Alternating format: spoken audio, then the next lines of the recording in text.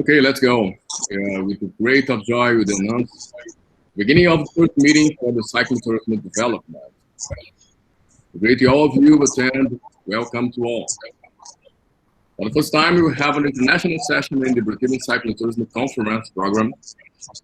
The Brazilian Cyclotourism Conference 2021 is part of the third meeting for the cyclotourism development, held by Planet Center of Transport and Tourism Strategic Planning of Federal University of Rio de Janeiro. The meeting is divided in two different moments beyond the Brazilian Cycling Tourism Conference: thematic workshops and scientific sessions. Thanks for our partners in this session: Responsivo, Taiwan, the Heart of Asia, Rede Brasileira de Trilhas Longo Curso, CNPq e Abraciclo. Luis, can you check if there is a microphone open? Yes, let me see. I think, well, it's okay now. Oh, it's good. Let's continue, yeah. So I would like to share the event with your network. If you'd like to invite more people to join us on these days, please do it. Registration link is free and is still open. We take this opportunity for asking everyone attention. Please do not share the Google Meet link directly, because you need to ensure the security of this live streaming. We put the event link in the chat. I ask Luis to put the link in the chat. So if you want to share on your social networks the link, please use this link, but not share in public spaces, all right? And remember to tag your profiles on Instagram and Facebook is at Encontro de Cicloturismo, in Portuguese, Encontro de Cicloturismo, okay? Can you share? The test show agenda and dynamics.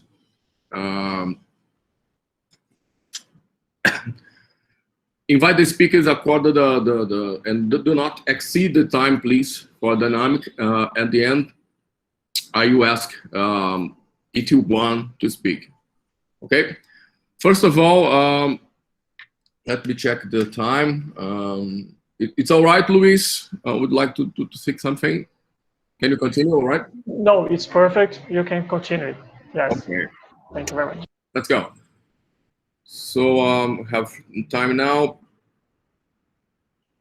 So I would like to invite to Taiwan authorities presentation. Our honor to come and present, please. 5 minutes for it. First, okay. First, Ms. Chung-Chang, representative of Taiwan in Brazil. I apologize my pronunciation in your name if I'm not correct. So I'm sorry. Mr. Luis Fong, the regional representative of Taiwan in São Paulo. Please, Mr. Tsung. Thank you, Fábio. Good morning, everyone. Good morning, everyone in Brazil. And I think it's a good afternoon in United Kingdom and very early in the morning in the United States. And our colleague in Taiwan now is a good evening. Thank you all for your effort to bring to this session of this third meetings of the cycling tourism development. I am very honored to be invited in this session to share some of my messages. I believe my colleague in Taiwan had already made some virtual tour for you today, for you to enjoy, to see what we have in Taiwan. I can assure you, we have many treasures in Taiwan.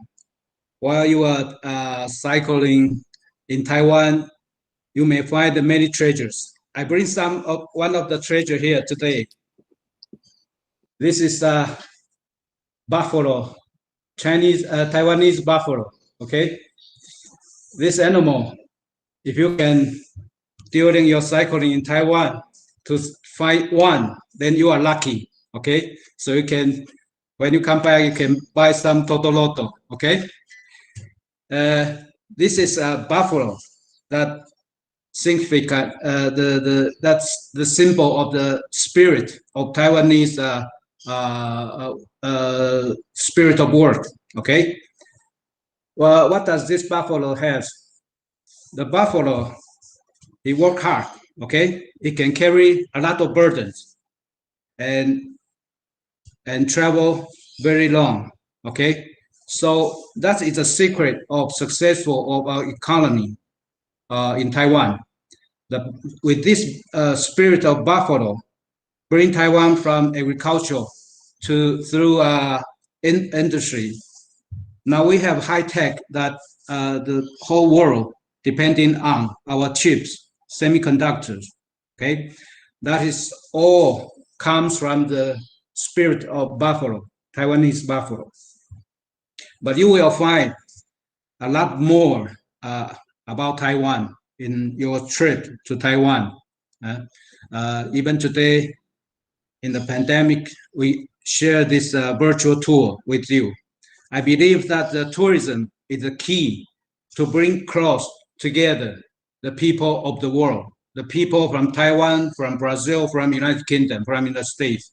Okay, our strategy to bring close our relationship with Brazil and Taiwan, I think I personally put in the tourism. Okay, in Taiwan we have 17 million qualified, good qualities tourists a year before the pandemic. My dream is after the pandemic we can bring maybe 10% these qualities tourists to Brazil, and then we can bring a lot of business. You know, 98% of the enterprise in Taiwan, they are small and mediums. That means that these 70 million, remember we have only 23 million people in Taiwan, and 70 million people, they are traveling the world. Okay, that means that most of them, they are entrepreneurs, they are doing business. So I hope through tourism they can find a lot of business in Brazil, and the future investment that will be happen. Okay, so that is our strategy.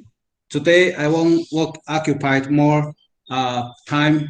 I would like you during the session to enjoy your tours through our colleague. Okay, so I wish everyone have a good day and ready to get on your bike and enjoy the tour today. Thank you very much. Thank you, Mr. Chan. Please.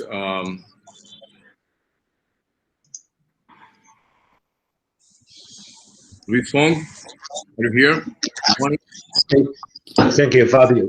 Okay. And morning and good evening, ladies and gentlemen, Honorable Ambassador Chang and Luis, and also distinguished guests who are joining here today. I'm glad to be part of this and deeply encouraged this it's interesting and delightful cycle tourism today, because especially under the threat of COVID-19, which is accelerating in Taiwan and also in Brazil, United Kingdom probably. USA right now is a little bit decreased, so the pressure is more confident and more opening toward the whole world. But as a matter of fact, we are living, the world is still very dangerous. So today we have the virtual conferencing here. Actually, it's a miracle, because we won't have this chance later after the pandemic's passed. So we share our point of view. Actually, in this way is very convenient and very comfortable. And I believe we can have a lot of harvest in this conference. I also want to extend my personal special thanks to Brad Shih, Chao-Hui 主任, because he's director from Taiwan Tourism Bureau in Los Angeles office, because he is planning with Luis very hard, and work very detailedly. And also, I want to appreciate Kuan Li from Think Travel. He is the speaker later. And Pedro Menezes, he's a diplomat and director of head bridges. And also, we are going to listen his valuable contribution to this work. And also, Chung-Chang, Deputy Chief Engineer from Director General of Highway, Ministry of Transportation and Communication, Taiwan. And also Tsung-Che from Salmon Lake, Ministry of Foreign Affairs, National Scenic Area. And I believe Richard Weston, Institute of Transport and Tourism, University of Central Lancashire. All of them will be speaking and presenting their valuable efforts later in this forum. But before the event started, I would also like to express my sincere appreciation to all of you who generously help and make this event come together and to become today's success. Among them, like Andrea John, Luis Saldana, and Juliana De Castro, and all the team members who work tirelessly from day one to today become a reality. So I hope that today's inspires the idea and the discussion around the way that we can make our psychotourism could be more popular and create more opportunities, not only in Taiwan, but also in Brazil and United Kingdom, also USA, or all over the world, because this is a very important material that can create a lot of opportunity, like entertainment, like transportation, like sports, leisure, energy, etc. So today is very valuable moment for all of us to join this session. And I believe we can all have a good harvest after the discussion. Wish you all safe and sound, and be safe, be healthy. Thank you. Thank you, Mr. Luis. Thank you, Mr. Tsung. Welcome, everybody. It's coming now. Good morning, good evening. Now, you starting about cycling and Brazilian Trails Network. And I would like to invite Mr. Chao-Hui, Taiwan Tourism Bureau. Mr. Chao has been working for Taiwan Tourism Bureau for more than 26 years. Now, the major mission of current is encourage and promote Americans, include Latin Americans, to travel to Taiwan. So many team is responsible for creating kinds of the marketing and promotion program. Establish a long-term partnership with our partners is that we emphasize it. Taiwan is known for its great outdoor destination, friendly people, and local gourmet foods. It's time for Taiwan. Please, Mr. Chao. Hi. Hi, everyone. Can you hear me? Yes, perfectly. Okay, thank you. Thank you, my Brazilian friend. Thank you for having me and the Taiwan team being here. It's our honor to share some information and our experience, especially in cycling. So without more ado, let's begin my presentation. First of all, let me share my screen. Okay, now it's running. Yes. Okay, thank you. In this picture, we can see this year is Taiwan's cycling years. So inhale, exhale, the fuse with the world. That's my topic. I'd like to share this program, how we run and proceed to a successful era for Taiwan for next cycling topic. I leave my email with you. Okay, next, please. Next slide, please. Yes. Yeah, next. Next, this is fun. Okay, that's me. I leave my email with you. Your question is very welcome. Any question, anytime. So my email is brad.chshih@gmail.com. brad.chshih. It's very easy to remember because everyone loves bread as your favorite breakfast. So email to me if you have any question. Okay, next, please. Okay, Tourism 2020 is Taiwan's sustainable tourism development program.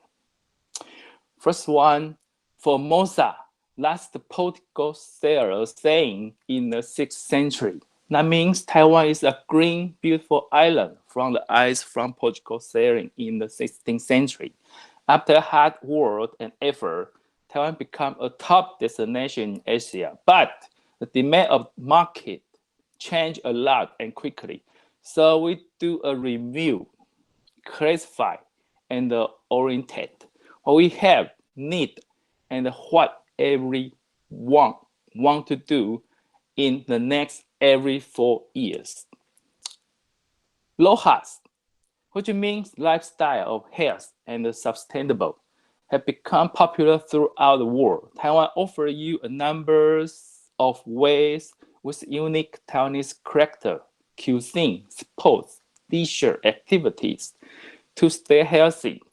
We schedule the themes of these 4 years. The principle of this program is to fit the global market and put up the awareness, catch up the local people's eyes. We have created and planned 5 major strategies and 21 specific implementation effort to make Taiwan a top tourist destination in Asia. So let's see next. Okay, so we have 4 different kinds of things as our 4 years topic. For example, 2018 is ecotourism. So this year is cycling. Next. Okay, if you love cycling or do you have bike or you are looking for a new bike, I would highly recommend this one. World's top design and manufacture forward to a cycling paradigm. Taiwan now become many years for high-end brand. For example, we have Giant, we have Merida, we have KHS. These all companies based in Taiwan. Last my dream bicycle, like this one, TCR Advanced SL Disc Zero. Do you know how much is it?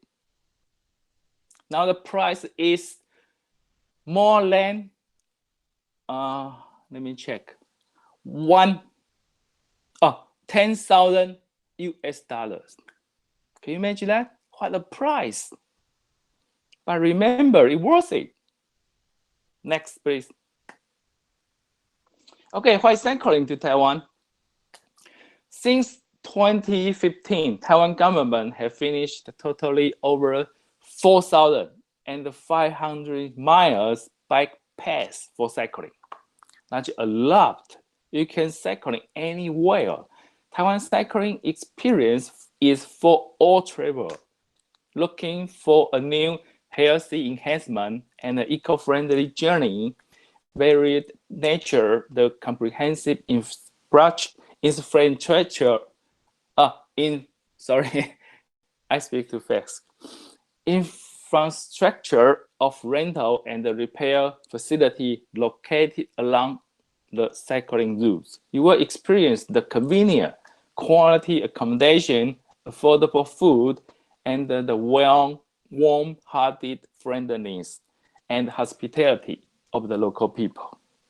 So that's the reason why you have to cycling to Taiwan. Next, please. Okay, this is a sample inside a friendly hotel. Now we have more than 700 of them everywhere. You can check in with your bike to your room with 5-star hotel service and care. That's so comfortable, right? Next, please. Okay, for supporting and inspiring cyclists to go the place outside the city. For example, to the East Coast, the railway had remodeled their cabinet to let cyclists travel with their bike, like this photo. So it's very convenient and easier. Use our public transportation, go cycling to everywhere. Next, please. Yes, here's one. If you want a great way to change your body, go to outside. Don't worry about if something happened with your bike. So you can see there's a lot bike fix station. It's free for everyone. And you can rent any bike, kind of bikes in any place, especially in our visitor center. And you have to visit our 5-stop rest stop. It's like a supermarket, you know. Next, please. Okay, if you want a great way to challenge your body and mind to experience the true beauty of Taiwan's mountain and the friendliness of people, go to Taiwan for cycling. So this topic is enjoy the breeze. Next, I will let you know 4 kinds of cycling very popular in Taiwan. First one is cycling in the city. Now, with over 2,000 bicycle share stations spread across 12 cities, launch urgent cycling adventure have never been easier. So it's very easy. Use an easy car. For the international visitor, you can use your passport and the credit card. Use the kiosk machine and rent a city bike anywhere. Next, please. Okay, this rental station connect successfully with many kind of transportation hub and green space and the tourist sign. So let you very easy to connect everywhere. And you can see this photo. You can buy around or under the riverside and along the riverside. And you can see that's our 101 building, very unique, iconic building in Taipei. Next, please. Okay, our first stop is Taipei City. Bike rental service are available at many gateway points along the riverside, which has a totally of 70 miles from the bypass along the Danshui River. You can easily make a site excursion in Wanhua district, known for very old temple, narrow alley, and the traditional Taiwanese food. That's the small map. It's the way you can cycling around the city. So this information you can get everywhere. You can use your cell phone to download or go to the website. It's very convenient. Next, please. Okay, let's down to Tainan. This island's first urban center, which had established about 300 years ago. It's filled with many types of historical heritage, museum, and a building. Also, Tainan is known for its hundreds traditional Taiwanese small bite foods. You cannot miss it. So this, the same. This city is a very old city, but we have a cycling route path around the city. You can stay everywhere, small booths to enjoy Taiwanese small bike. Next, it will be a very fun-filled journey. Have a ride through the historical site, which have been set up for over 300 years. Like this lady, he just passed by a very old temple, looks very beautiful. You can take a photo with them. Next, please. Okay, let's down to Kaohsiung. Kaohsiung is the southern point and the southern city in Taiwan. It's a harbor city. Riding along Kaohsiung Harbor, you will come across a number of piers which have been turned into popular tourist attraction. Next. Okay, let's jump to Sun Moon Lake. Sun Moon Lake, located in the center of Taiwan Island. That's one of the top 10 of world's best by routes, ranked by CNN Travel in 2017.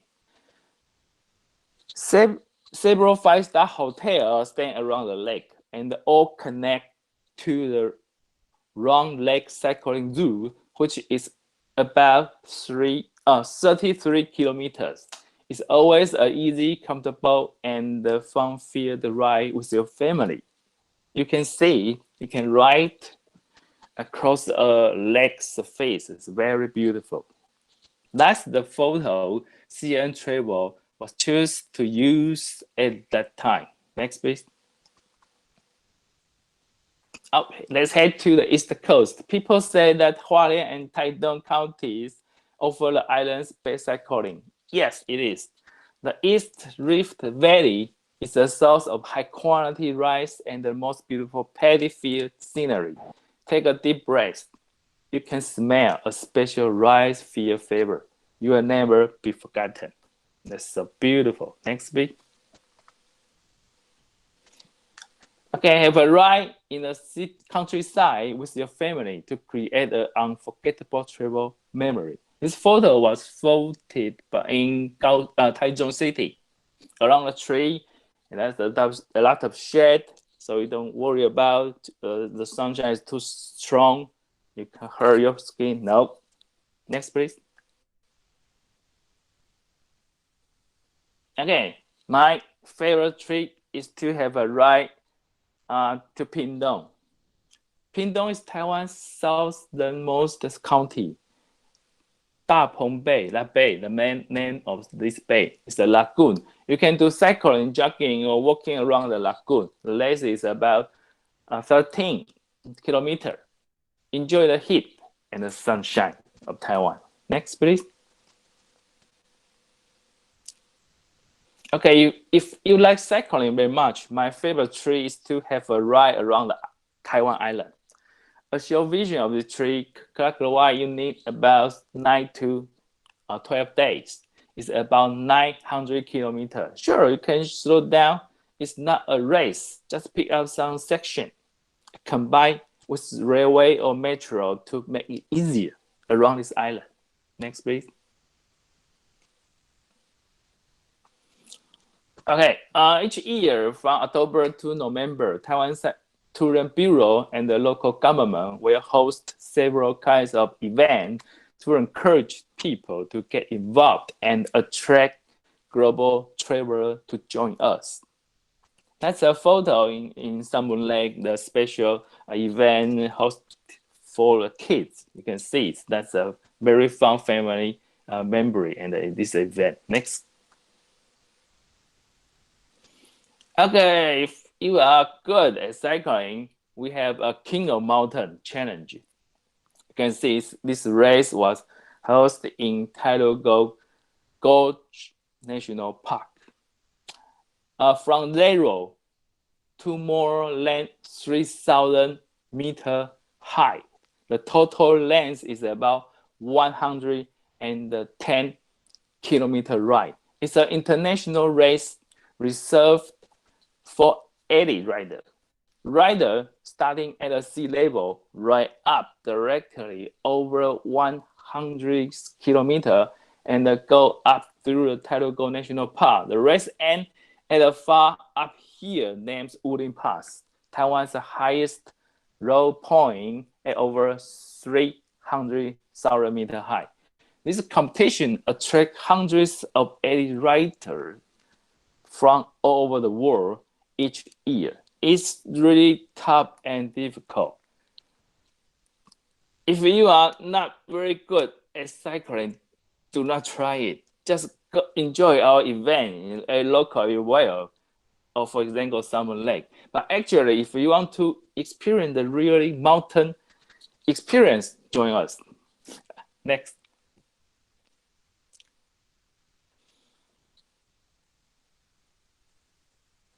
Okay, join us. This is a van supported by operator from Taiwan. That's a very easy way to have a long island cycling journey because you don't need anything worry about it. Next. Okay, if you want to know more about Taiwan cycling experience, you can go on to Go Outside magazine, like this one. You still can Google and search about this article, a very nice article which was written by Erica from Brazil for many details about it. Next, please. Okay, especially introduce Andrea. She is our representative in Brazil from Taiwan Tourism Bureau, and she's good. He's very friendly, and he's a warm heart to everyone. And our partner in Brazil now have several operators, including Mr. Fernando. She has a company. He can take you to have enjoy and a wonderful experience, cycling experience in Taiwan. The next company named by Expedition. And we partner with the Queenberries. They offer very kind of high-end or FIT2 to Taiwan. And we also have several operators in Taiwan. So don't worry about it. If you have any question, you can ask Andrea or Fernando. Next. Okay, this is my end. I hope you enjoyed today. Any questions, very welcome. So go to cycling in Taiwan. It can make you a very different experience and then know this island very much and reach out the people.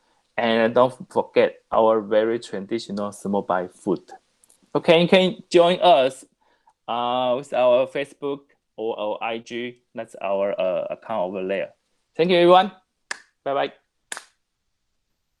Thank you, Mr. Chao. Thank you. I'm crazy to visit Taiwan. I think everybody here too. Go, let's go. Yeah. So now we have Mr. Kuan Li. Mr. Kuan Li is the Chief Executive Officer of thinktravel.com. Please, Mr. Hu, go ahead. Okay, I share my website. Please, you have his presentation, if you can share, okay? Okay. Can you look my Yes, he did. okay. Okay. Okay. This photo the set surrounded by the sea, 7% of the island is high mountain. There are Taiwan has the 270 3,000 meter mountain. Yeah, there are like graph of different control on the island, and average income the 16 ethnic groups. There are also different religion, different life culture for cities up to village. So rather the bicycle, there will be different stories to enjoy every day. Ah, que bom, você vai ajudar nós? Okay, Taiwan is an end of the Pacific Ocean with 267 high mountain meters, 3,000 meters. There are also many small islands with different culture, and mountains and islands are rich in nature, ethicals, culture, religious belief, and food. So, two-wise, here we want to let everyone know that bicycle travel in Taiwan is very convenient. There are two ways to choose. One, if you want to plan to yourself, there are many safety shops in Taiwan that can rent bicycle and then travel according to your plan with the friendly public transportation. It's very convenient. The other two, you choose the two. The other is complete cycling tour plan. Encounter accommodation, connect, dining, local expense. It's also perfect for fun when you can't ride or get injured. Okay, the steps. Here we will want that to indication to you the surface covered by Taiwan. Our cycling tour plan will be divided into 4 cycling, or half-day cycling and half-day travel, or spend more time riding classic road to experience more Taiwan culture and life. Now let me introduce the 4 around in Taiwan and use photo to let everyone appreciate Taiwan's culture and food and life.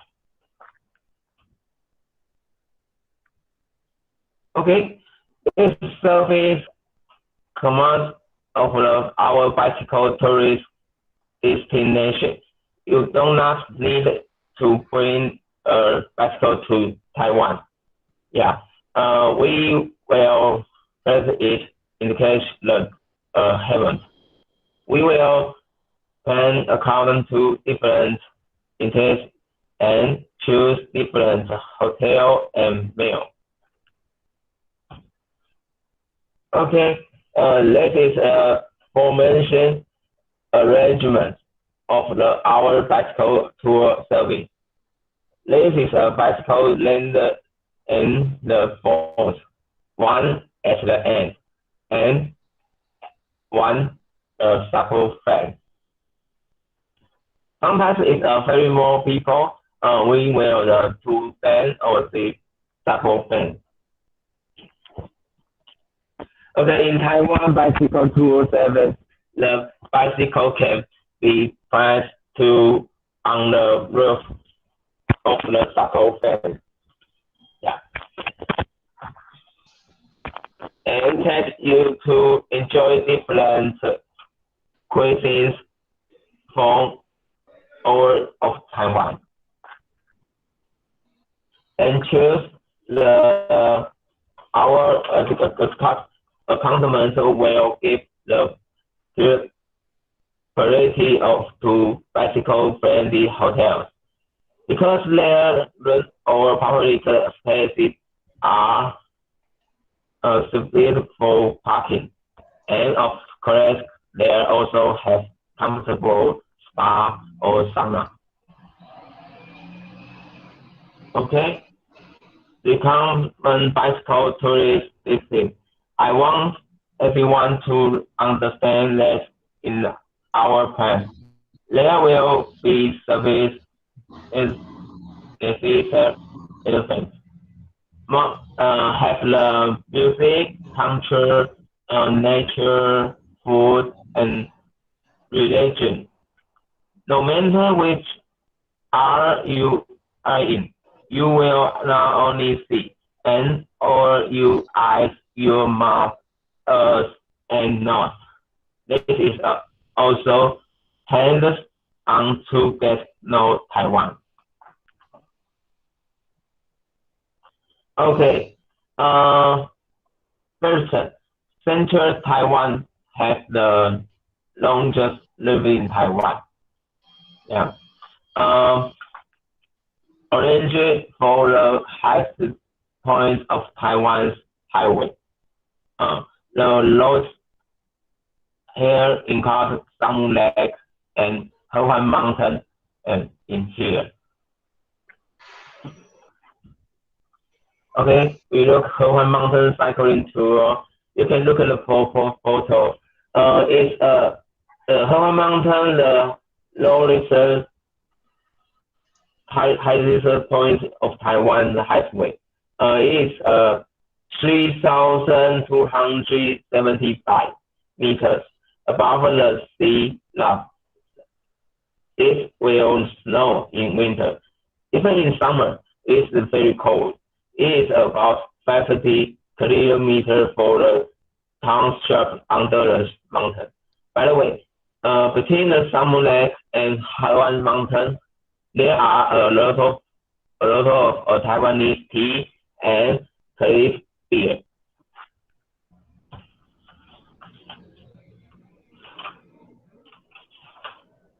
Okay, Fong and Erling are easy bicycle travel roads. It's very easy. The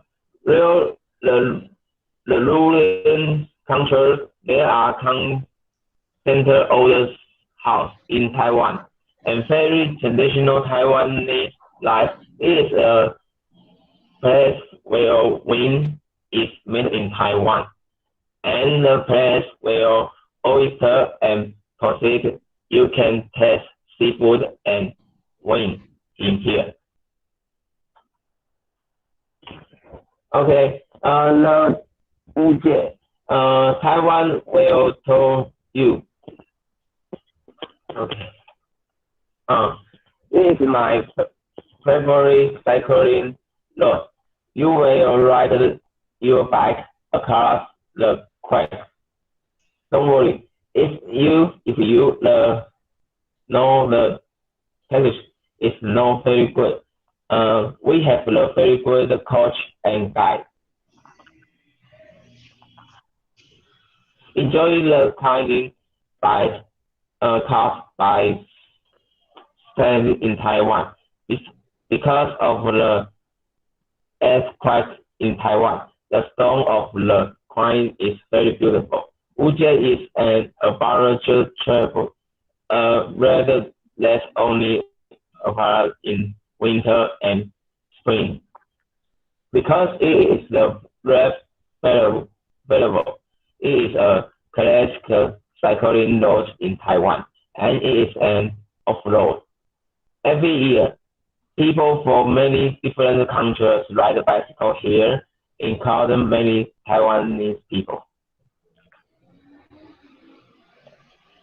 And in the evening, we arrange camping, provide free tents, and use stone to barbecue. It is a traditional barbecue of the local Aborigine. Our chef will prepare a different and delicious dinner. Okay, now we go to southern Taiwan. It is my hometown.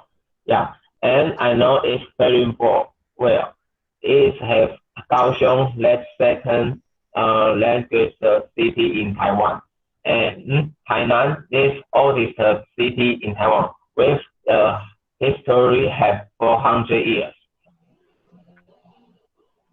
There is a small island in South Taiwan. It is a Xiaoliuqiu. There are very small islands with sea turtle. You can dive in here.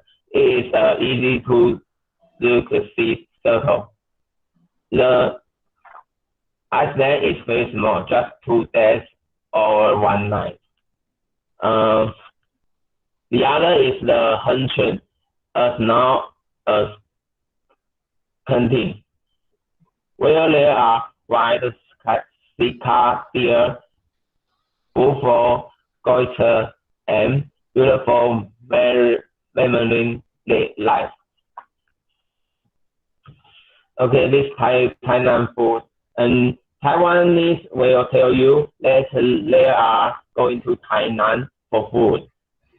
There are many older buildings in here, and the building is lived by the Dutch, which come to Taiwan 400 years ago.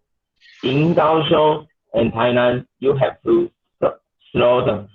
You will fall in life with cycling in less to city, because you can learn about the life of Taiwanese everywhere, just like watch a movie. Okay, and there is a small island of Taiwan. Sorry to interrupt you, Lee. You have 1 more minute for your presentation. So if you want to tell about the main things here, so and then we will share your presentation with everyone. So if you want to put the text, so just to remind you. Okay. Okay, I heard. Tending is the northernmost part of Taiwan. For 3 days and 2 nights, I like this rich bicycle tour very much. I think he is a place for outdoor activity. Yeah, and Taiwan trip and expand travel life. We listen to the traditional song of the Taiwan people. Let's hear the traditional food and look at one to catch lobster and fish.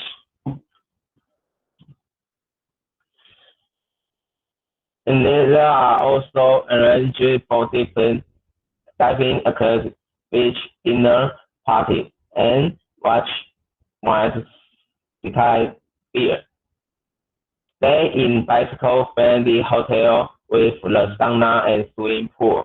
In winter, you can also soak in the hot spring. Okay, the Aspen from Taiwan is a bicycle tourist different than Taiwan people like very much. There are 2 roads, one around the Pacific Ocean and the other around a countryside between the 2 mountains. There is also the former Tairuga in Taiwan. For Tairuga, you can ride to Taiwan Mountain, but this takes 2 or 3 days. We usually play to water of the bicycle of the ocean because it is really beautiful to enjoy the sea by the bicycle, and we want to stop into any time. More in France, there is a rich army soup culture as always, delicious seafood. You can experience a company different landscape and life for the great cost. Please, Eddie, if possible, your time has ended. So if you want, I can pass the 2 regions that you show, because we have to maintain the schedule of the session, and maybe if you show here, I don't know, because you're past the 15 minutes presentation. So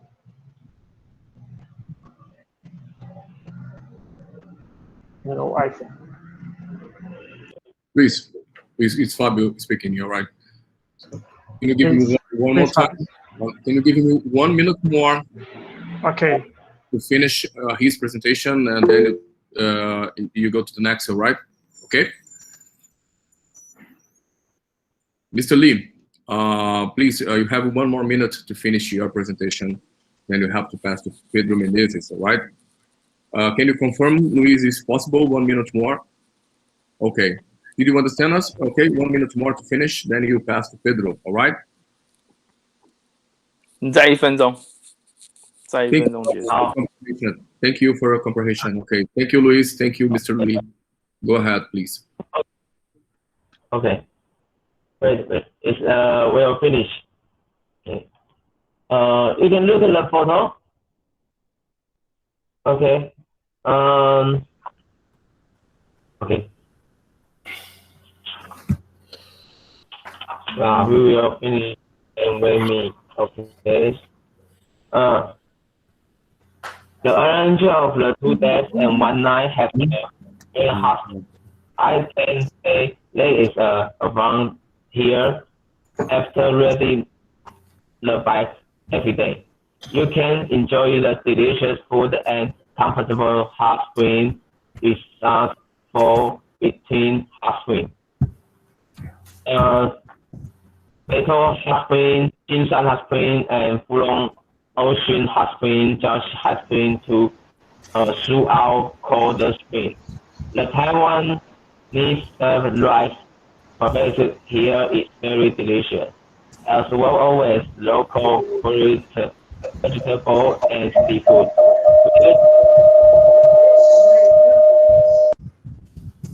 Visual means to the beach to collect snacks and accept their traditional life and culture. Okay, I look forward to see you in Taiwan so soon after the COVID-19 impact. So that my team can take you on bicycle tour. Welcome to Taiwan for cycling tour. Okay, thank you. Thank you, Mr. Li.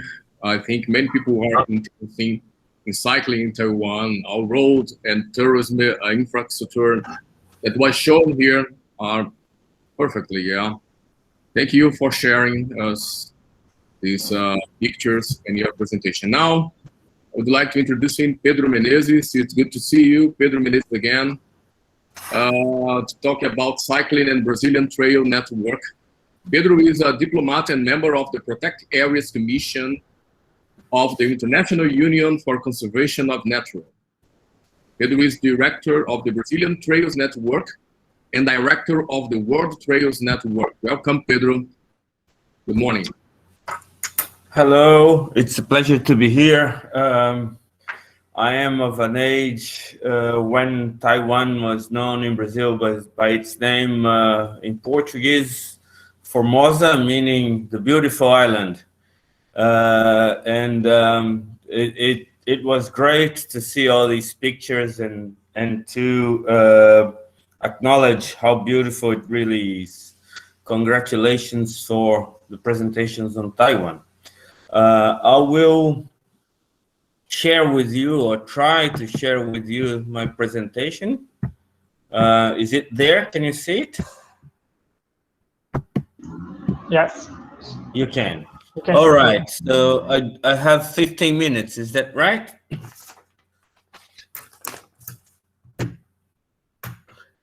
The Brazilian Trails Network is a mostly volunteer enterprise, but it's also a public policy,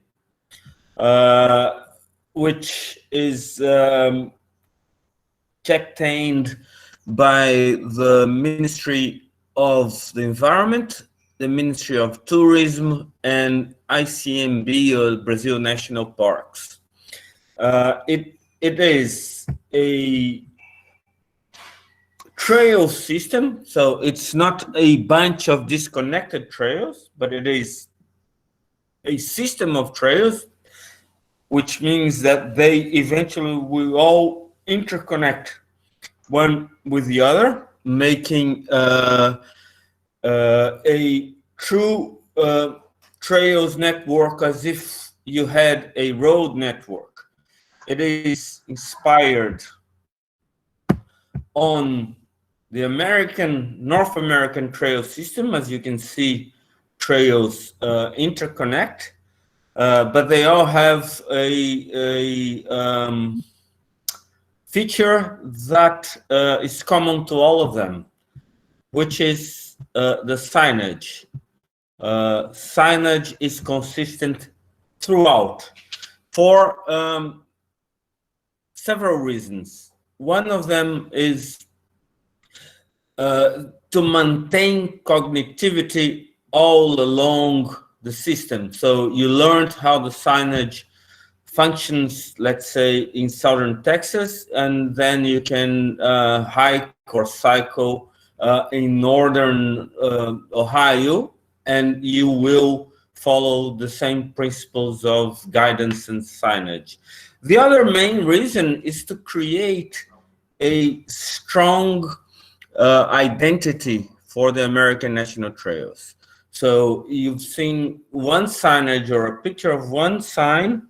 You may know it, you may not know it is in, let's say, Nebraska, but you know it is in the United States. So when you do a program of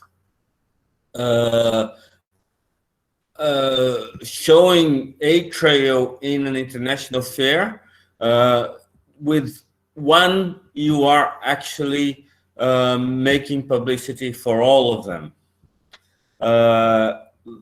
And another reason is, as we see here in the Buckeye Trail, as in many road systems, also in the trail systems, you have overlapping. So let's take the Buckeye Trail. Here you have 3 trails overlapping on the same route: the Buckeye Trail, the North Country Trail, and the American Discovery Trail. With one signage, you take care of all of them, having a clean signage and not competing for volunteers, for resources, or for appropriateness, and also make it much easier to make the conservation and the maintenance of the signage. Should you have many signages, as in cases like Europe, you would end up with a visual pollution and a competition for volunteers and for resources, and also for publicity. So the Brazilian trail system is multimodal. So the idea is that trails will be shared whenever possible, when the terrain features allow for it. They will be used by bikes, hikers, horses, and many trails will also be river trails, or rather, they are already river trails. In the long term, Brazil... Sorry to interrupt you too. Can you put in the full screen mode, please? Yes, is it now? Yes, now. Thank you very much. Sorry. In the long term, Brazil wants to emulate the European example, but in fact, making it a little more democratic. In Europe, you have the European long distance path system, which crosses the whole of Europe, as we can see. And it is subdivided in countries. So every country has its own system. Then you also have the European bike system,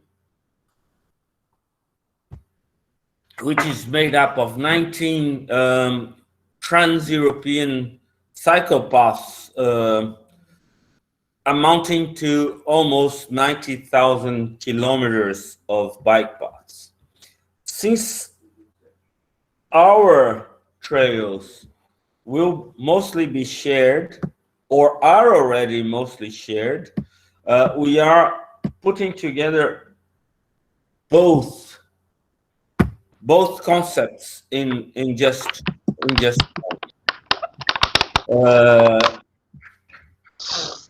and we work with a volunteer basis,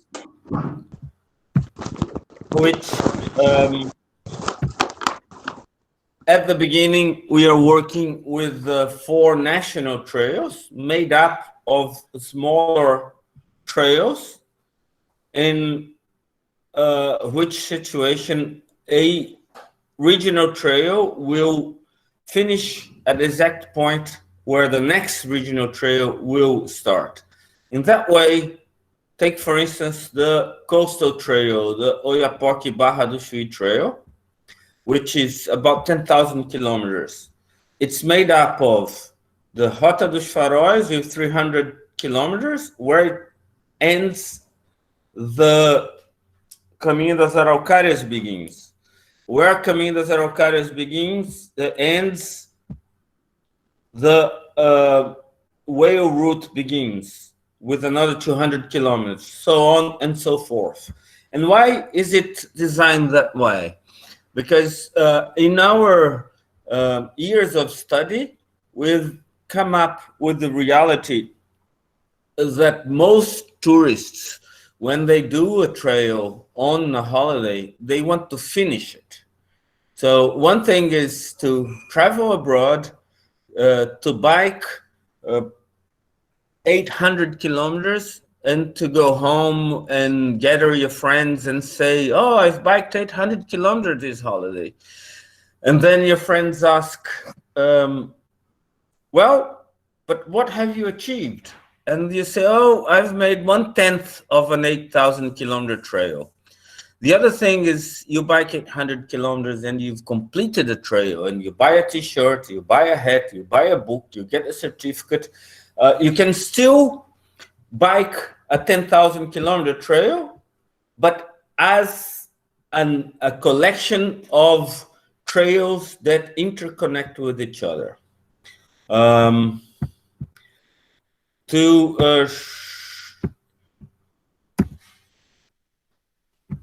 So here in colors we can see a little bit how it's developing, and all trails, as I've said before, have the same signage. So every regional trail has a signage on yellow over a black background in one direction, the south-north direction, and the same logo on the reverse direction, that is yellow on black on a yellow background. All of them follow the same pattern. So today we have 150 trails already implemented, and as you can see, if it is a trail that it's only for hiking, like the 53, you have a footprint. If it is a trail that can have a bike, it has the prints of a bike tire, or they can have a horseshoe if it is a horse trail, or even the pedals of a kayak if it is a river trail. But all of them follow the same pattern of signage.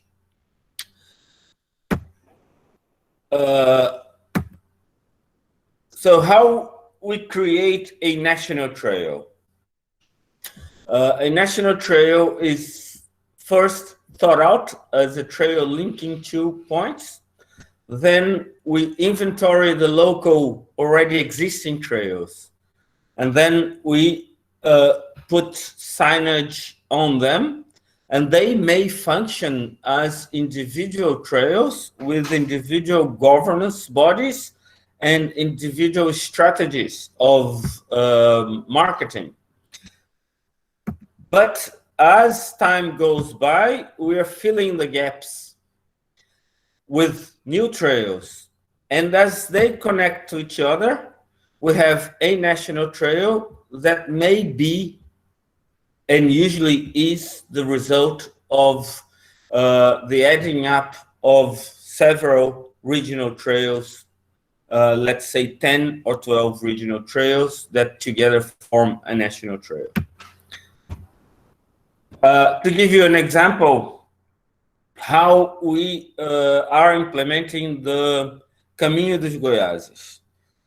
We started Caminho dos Goiáses implementing a 2-day overnight trail on the national park, which is 300 kilometers north of Brasilia, which is Chapada dos Veadeiros. It was just an overnight trail. And why an overnight trail? Because our main public lived in Brasilia. The time they had available was a weekend. So if we wanted to spread the concept, we needed them to come here. If we had a 3-day or a 4-day trail, our public would be much smaller.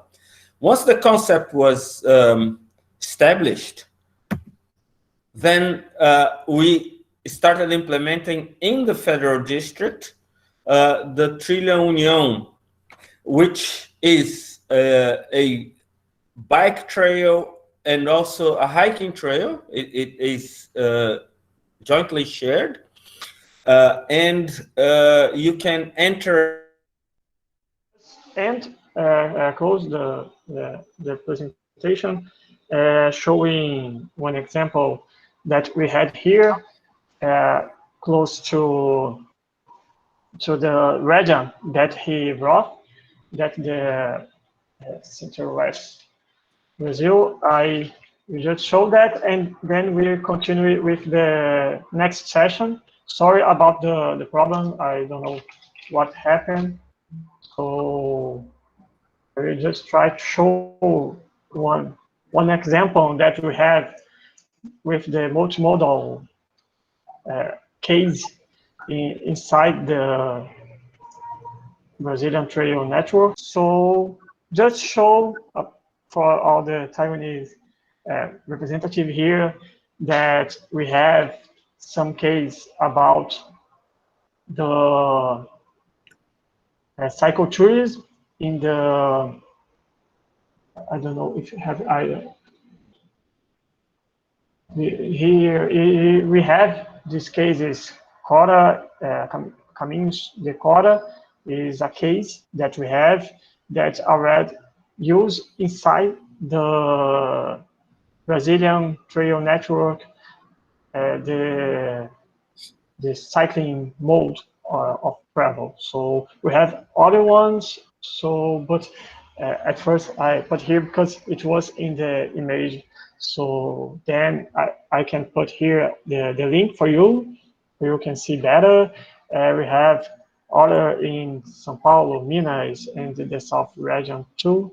So I think we can continue. I'm sorry about the internet problem, Pedro, and let's go to the next session with the roundtable.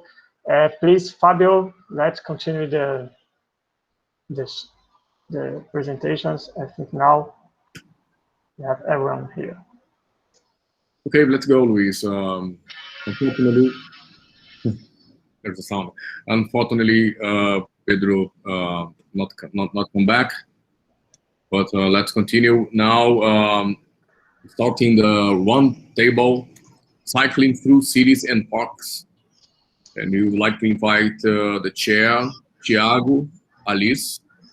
Thiago is an assistant professor at the School of Arts, Science, and Humanities at the University of São Paulo in Brazil. He holds a PhD in urban and regional planning with research and teaching backgrounds in urban tourism and mobilities. Good morning, Thiago. Welcome. Hi, Fábio. Morning. Thanks for that.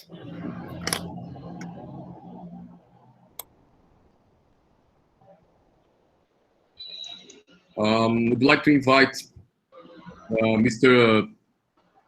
Chung-Chang Li. He's Director General of Highways. He's working for the Director General Highways Ministry of Transportation and Communication. His main jobs are traffic engineer, traffic safe, traffic management, and bicycle lane engineering. He also like and ride the bicycle. In addition to sports, the speed of cycling can also provide deep understanding of the local culture, landscape, and cuisine. Welcome to Taiwan for cycling.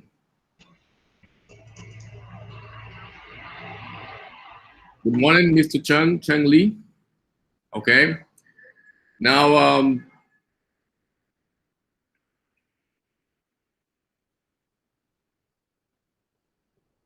okay. Hello, everyone. Good day, everyone. I will begin my presentation.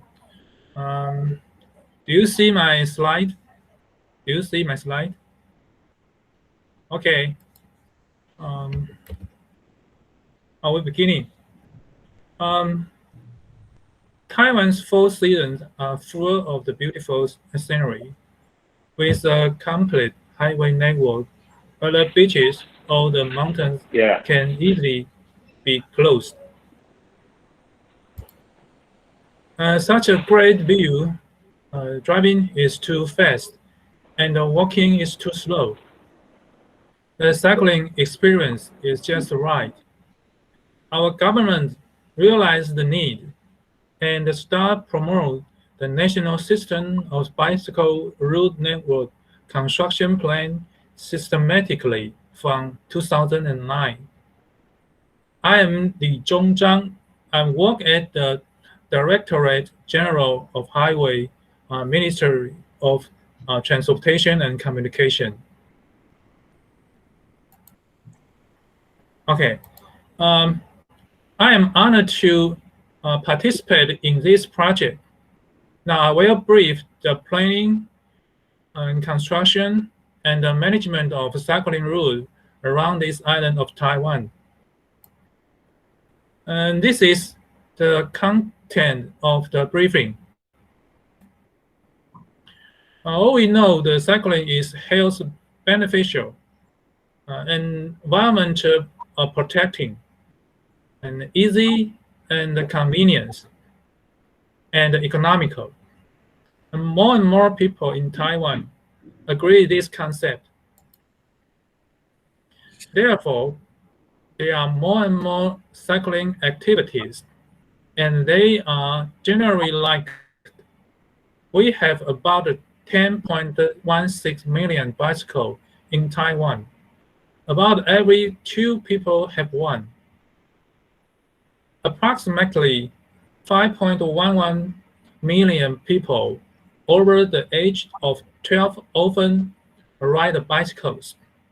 Every year, more than 10,000 people ride a bicycle around the island, many of whom are friends from the overseas. But is our cycling environment friendly enough? For example, are the signs and the markings clear? Sharing a lane with a car, is it safe enough for the rider? Is there sufficient information provided? Most of the above problems belong to the construction of public facility and need to be actively resolved by the government. So we have formulated 4 improvement strategies.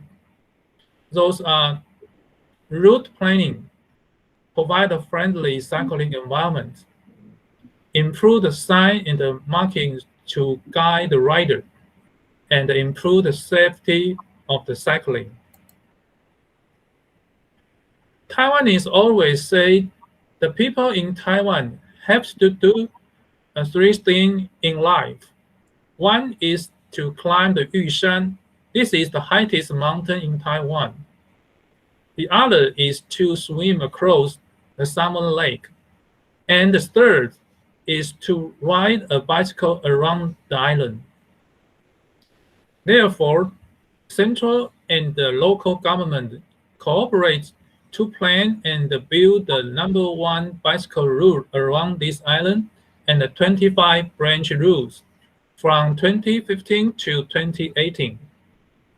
Now the total length is 2,690 kilometers, of which route #1 is the main route around Taiwan. The length is about 940 kilometers, providing a clear route for the rider to refer. The 25 circular branch are regional bicycle routes. Around the island's routes in the previous 4 years was mainly for long-distance ride and sporty riders, and it has also received considerable approval. However, we hope the cycling can be more friendly to the public and promote the sightseeing tour of diverse local culture, landscape, and gourmet. Therefore, starting in 2020, we promote sitting in-depth cycling tourism line so that the rider can enjoy 1 to 3 days beautiful to wild journey with family and friends.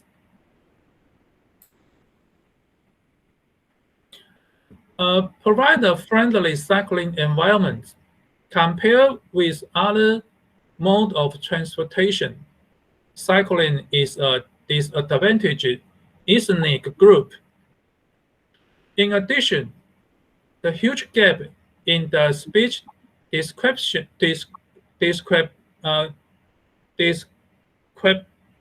discrepancy, and they are obviously concerned about insufficient safety when mixing with other vehicles.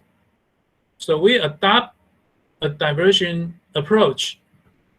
In order to the rider to know the space of riding, we add the bicycle pattern on the slow lane and the dedicated lane. At the intersection, we also laid out an area for bicycle to stop while in front the red line.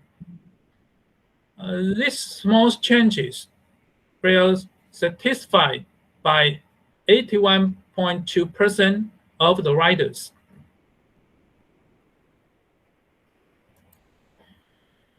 And we also provide the facility that the rider don't need to dismantle their bicycle in railway or MRT station and carriages, such as elevator, stair-installed traction rail, and parking rack in the carriages.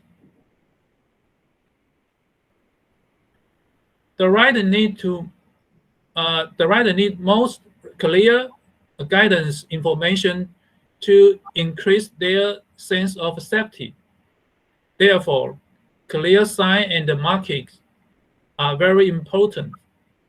We redesign and improve the sign and the markings system according the riding posture. The route guide sign clearly indicate the number of the cycling route and the driving direction. Square signs are set at intersection to let the rider know to turn. The round signs are set on the road section to let the rider confirm that they are on the right route. This is the schematic. the rider can follow the guide sign and the markings to go. Rider need to rest and supply during the long distance cycling. If they encounter some minor faults in their bikes, they also need some easy maintenance, such as pump up the tires or change tires. So we have many rest stops like a police station, convenience store, visitor center, and a bike fix station. At the present, the average distance between the rest stop is 10 kilometers. And in the future, they will be shortened to 5 to 6 kilometers. And if you want to continue riding, we also have railway station, that is a transfer station, that can provide the rider and his bicycle to board the train. This rest stop and the transfer station will have clear sign to provide information to the rider. There are two indicator signs, and the upper sign indicates the distance to the next transfer station. The lower sign indicates the distance to the next rest stop.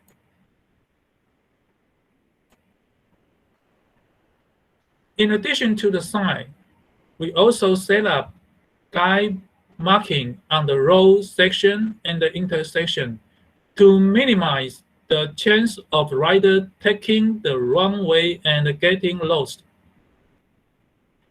There are bicycle pattern and the route number in our direction markings, and the turning arrows and the blue line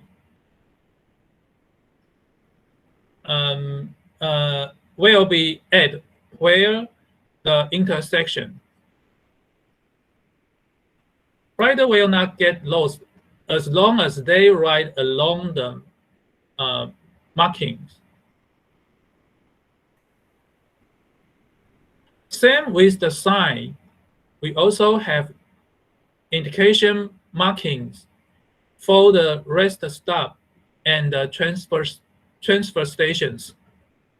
There are two as a group.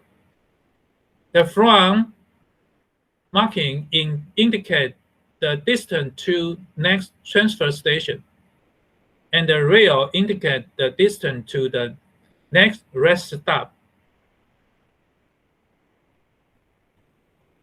In addition to the problem of conflict with other vehicles, the factors that affect the safety of bicycle riding are the quality of the road surface and the falling of the road.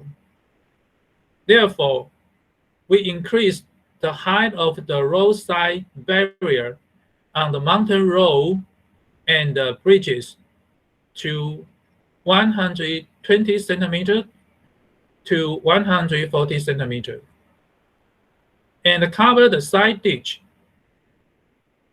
and increase the friction of the road surface. In mountain areas, bridges and the tunnels, because the roads in this place are narrow and the light is dark, bicycles are easily to conflict with other vehicles. Therefore, we use the technology of intelligent vehicle detection to develop a bicycle detection and a warning system. When the system detects the bicycle at point A, it will be start flashing and the sound to remind the vehicles behind to slow and polite. when the system detects the bicycle has passed point B, the alarm will be cancelled. This detection system uses loops, lasers, and image recognition technology to identify bicycle. The recognition rate can reach more than 95%.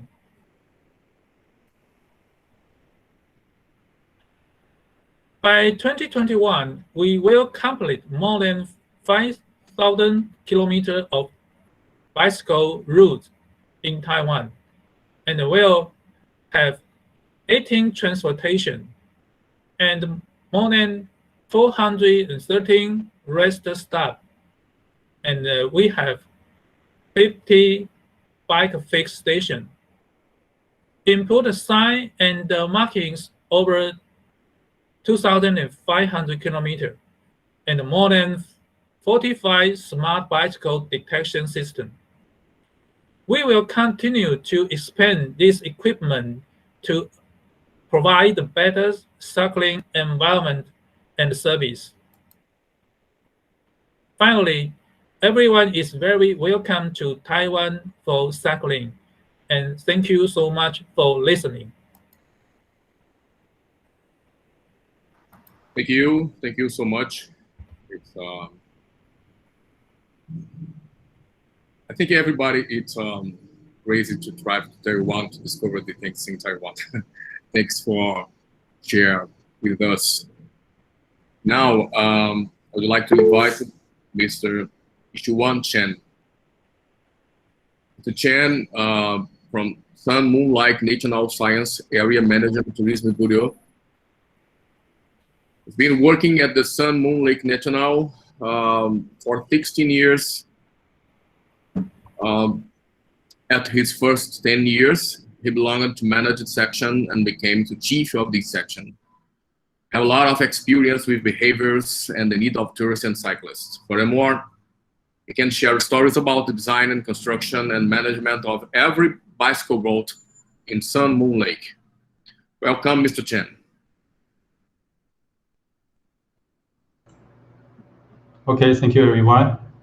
Can you see my screen? Okay, then let's go. I'm very honored to have this opportunity to share my experience working in Salmon Lake. I have served in the Salmon Lake National Scenic Area Administration for 50 years, and I'm also a cycling enthusiast. I've been involved in the planning and the construction process of almost every bike place. On the other hand, I am also responsible for the management of bike paths. I hope everyone can experience the safety, comfort, and the fun of Salmon Lake bike paths. Okay, that's me and my email.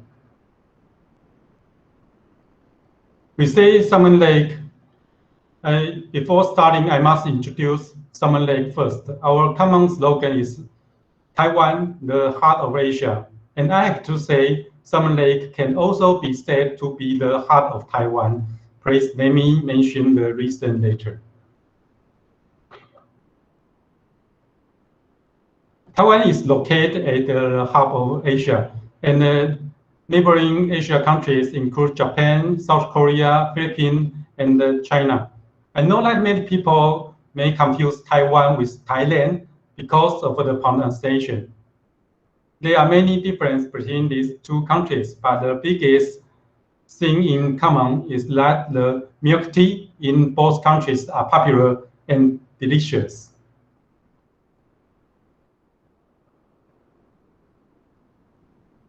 Salmon Lake is located in the center of Taiwan, less than a 3-hour drive for the two major metropolises of Taipei and Kaohsiung.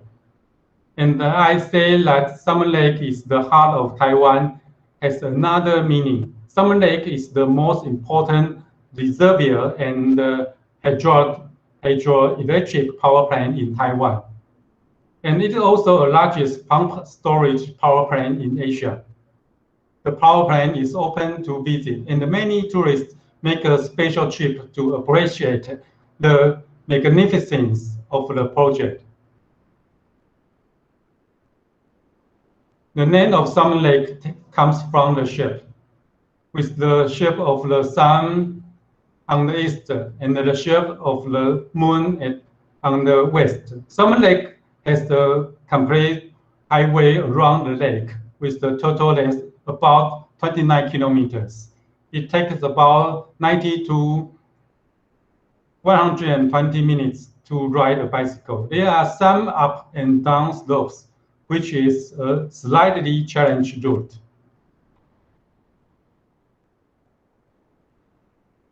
Our core principle of building a bicycle tourist environment in Salmon Lake is a friendly cycling attraction.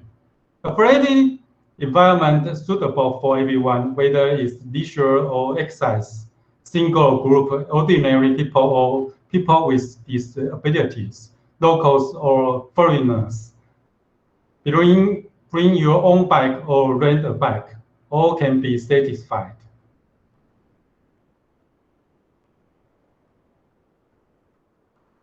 In addition to the 29 kilometers motorway around the lake, we are also continuing to build independent bike paths. The following describes the common forms of bike paths.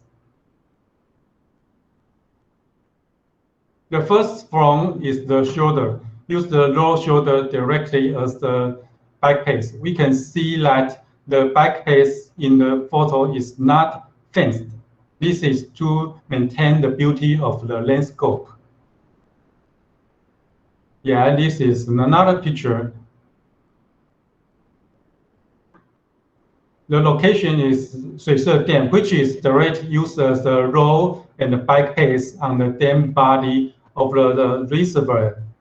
The pavement of the bike path is made of wood, so the riders must walk with their bikes to pass. And this form also direct pave the bike path. It is suitable when there is the larger flat space beside the road. This form is called extended. The structure of the bike path extends from the inside of the road to the outside, and there is a supporting structure underneath. When there is no space beside the road, this form will be given priority. One special feature in this photo is that it preserved the space for a tree to grow, which is also a kind of friendly environment design. Salmon Lake is a lake with streams passing by in some places. Sometimes for the particularly of the landscape, we will adopt the bridge method to build bike paths, but the cost of the bridge is relatively higher than any other forms. This is another bridge, very beautiful, and there is this bridge named Yongjie, which symbolizes love's union forever. The romantic feeling is also the image we want to convey.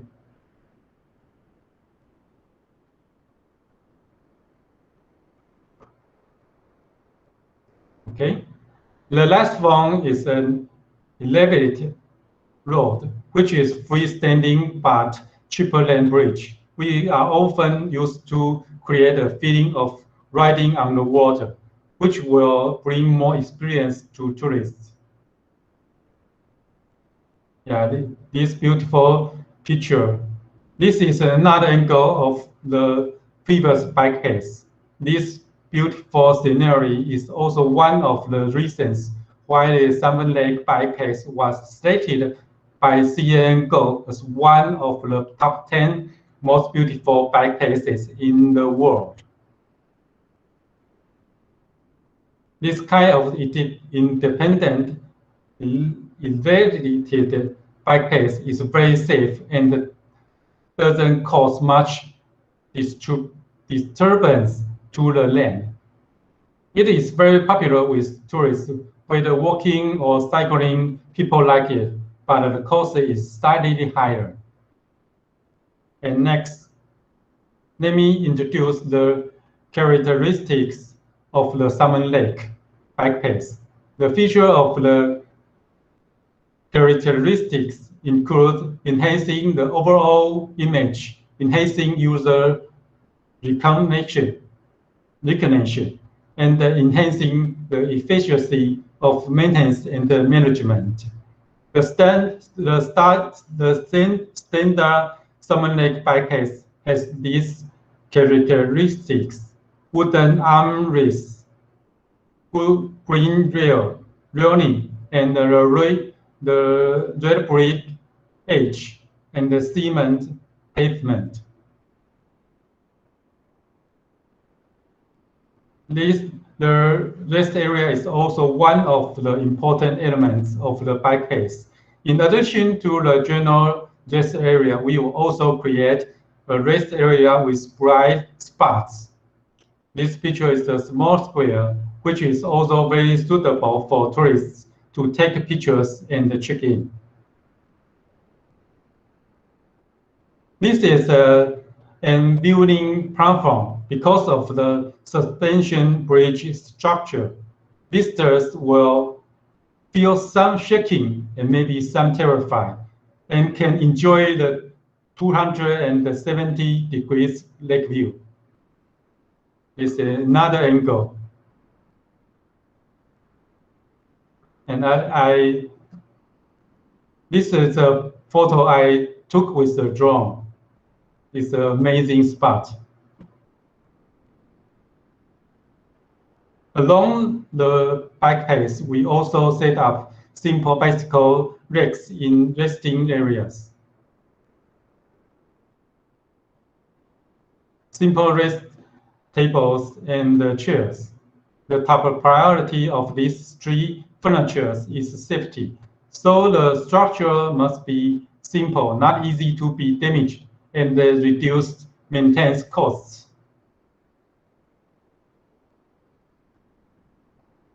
Where there is the ladder, we will set up a V-shaped bicycle track next to the ladder to help the riders to take their bike to move.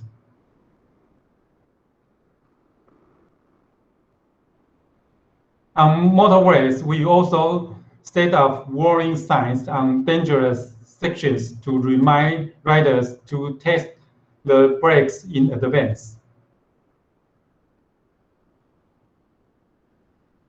What if you don't have your own bike? No problem. Taiwan's bicycle industry is quite developed. The famous giant have a flagship store in Salmon Lake where you can rent a variety of bikes. Of course, there are many other bike rental options.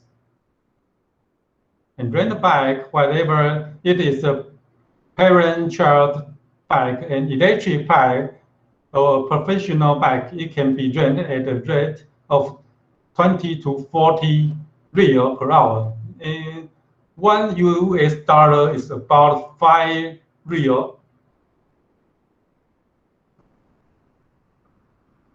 You can even rent this type of professional bike with the price of up to 37,000 real. Many people want to experience the power of the professional bike and come to Salmon Lake to have a try. However, I personally recommend do not try it lightly.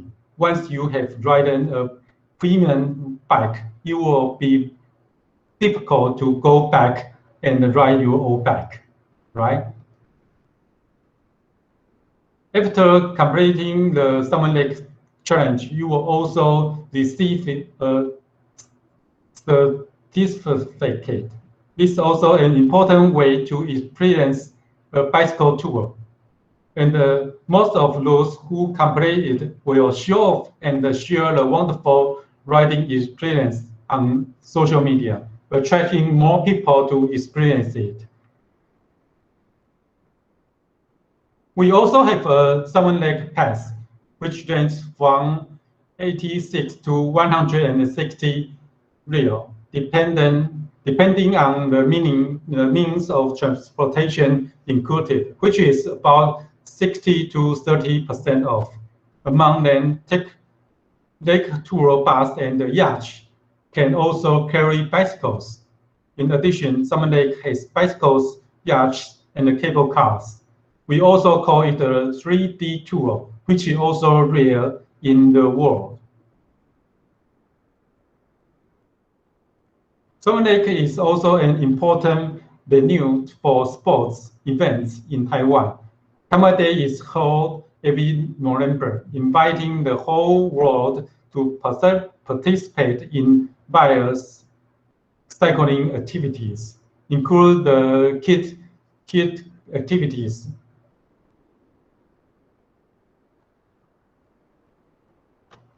We have also formed sister bike paths with Japan and other countries and exchange ideas with each other. In this photo, the director of Taiwan Tourist Bureau led a team to Japan to participate in bicycle activities on the Shimanami Kaido bikepath in Japan.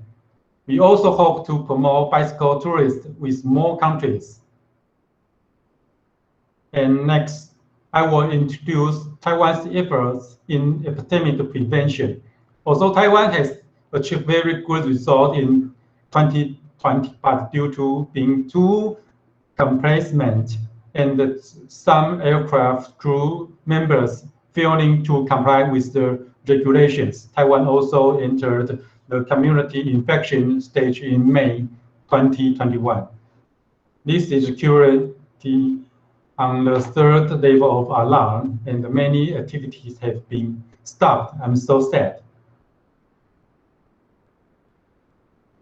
When we hold the events in 2020, we will still pay great attention to complying with the epidemic prevention regulations, requiring participants to wear masks, wash their hands frequently, take their body temperature, prohibiting eating and drinking, and to comply with content-based policy. The content-based policy can help the epidemic investigation if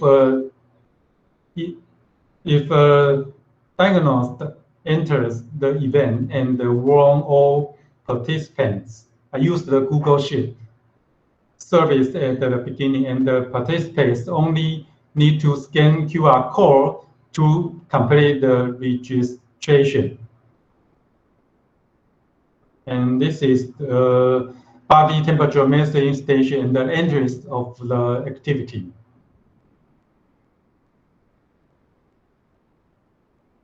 I used to provide live broadcast service for a fireworks show at the 2020 New Year's Eve party to minimize the risks of crowd gathering.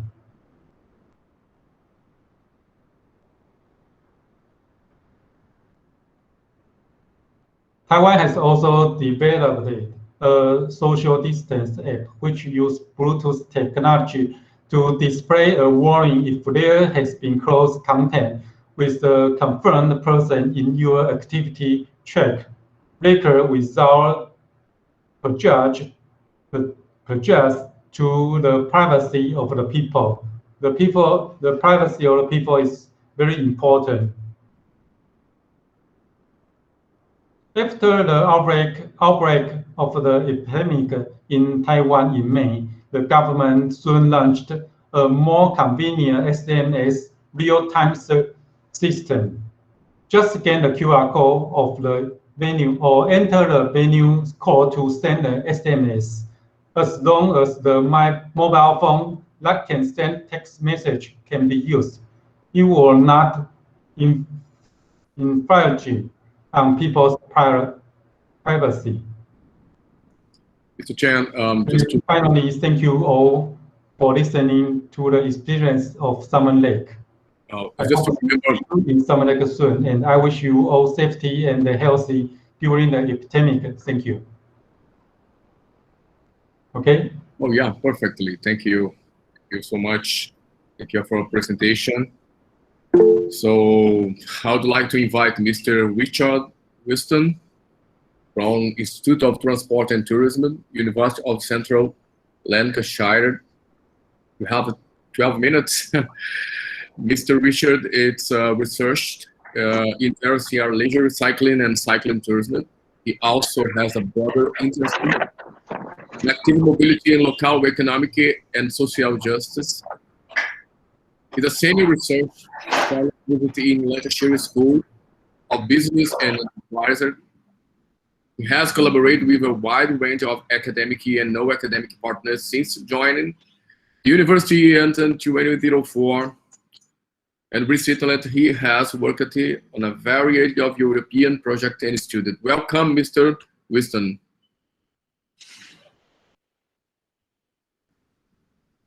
Yeah, just like to say thank you to the organisers for inviting me, and as I say, nice to meet you all. I will keep it as brief as possible. Try not to overrun. I just set my clock running there so I can see it's ticking away. So I'll press on without further ado.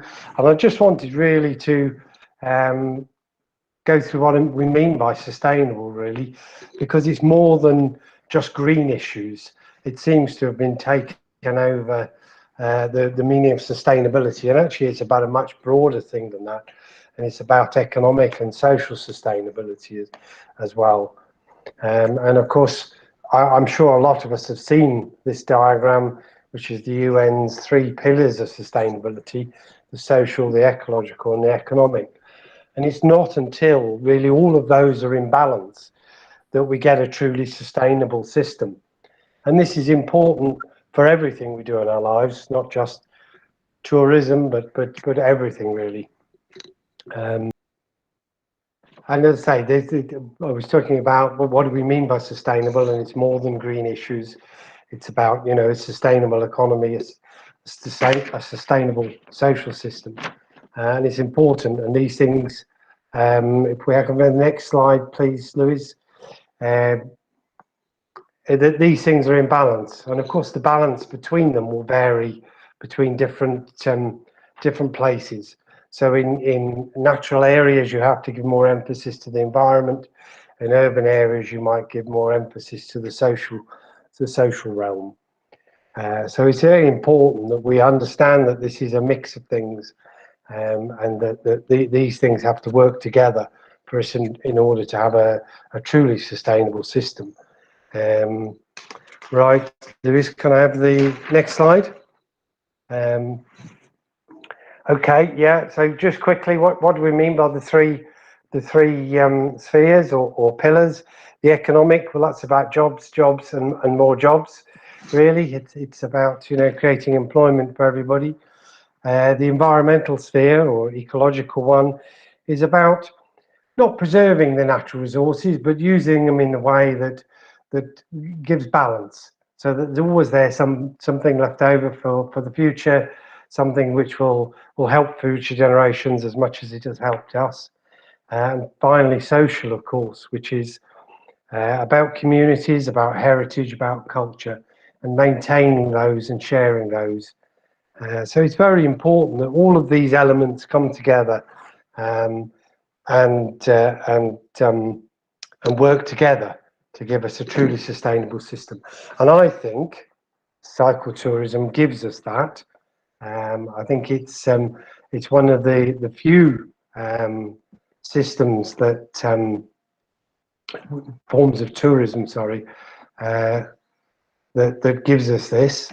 And I think we'll hopefully see that in my presentation in the next couple of slides. Could I have the next slide now, please, Louis? Right, this was a little experiment I did yesterday in preparation for this presentation, and I did a Google search and said the benefits of tourism, and I took the first link and copied the the text and put it into a piece of software to create this chart with the words. And it was interesting to see, actually, and to me, very important to see that the word local is as big as tourism. And that, to me, is a really important part of what it's about and why we do tourism. It's about doing something for local economies, for local people. I have to say that one of my pet hates is cruise tourism, and I'll explain why. And it comes up quite a lot. A few years ago, I wrote a report with some colleagues on cycle tourism for the European Parliament, and we estimated that the total economic benefit to Europe was 44 billion, which was a nice large sum, and that pleased everybody, of course. And my good colleagues and friends at the European Cyclist Federation like to compare cycle tourism with cruise tourism, which has a similar figure at about 40 billion. And I can understand why they do this, because cruise tourism gets all the headlines. They want to make cycle tourism a little bit more sexy. They want to attract more people to it. But I actually, if I'm honest, I would rather have 20 billion of cycle tourism money than 40 billion of cruise tourism money. Because if you think about how the money that the tourists spend for cruise tourism, it all goes to a central business, and your accommodation is aboard the ship, your food and drink is aboard the ship, and the only thing that you probably buy in the local economy are perhaps a few souvenirs. So really the real economic benefit from cruise tourism is just elsewhere, and it's not gained at all by the local economy. And I think it's really important that we understand that. Next slide, please, Lewis. Right, okay, so cycle tourists, the ultimate slow tourists. I'm sure you've all heard of slow food. Well, slow tourism is something that's come along since, and there's lots of debate actually about what slow tourism is. Lots of people conflate it with green travel, so not flying and that sort of thing, choosing sort of more environmentally friendly way of traveling. But I think the essence of it is that slow tourists engage with local people, with local culture, and that's the whole purpose of their travel. They want to engage with these things and enjoy local food, local wine and experiences. And they do this, as has already been suggested, at a more gentle pace, so that they can let these things come on. So it's a low impact way of traveling. The cycle tourists actively seek out these things. They have a much greater appreciation of cultural and social values, because that's the whole purpose of their travel. They want to experience these things. And of course, as I've said already, they make a really important contribution to local economies.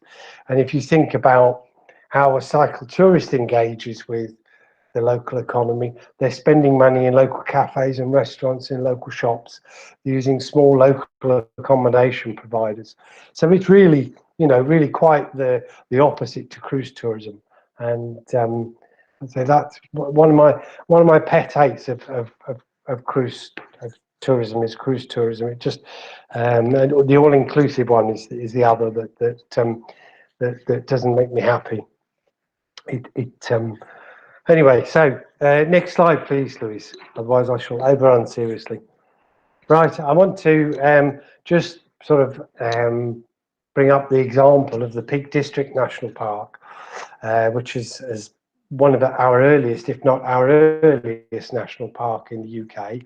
You can see it's right at the geographic centre of England, not of England and Scotland, UK. It's a little bit south of there.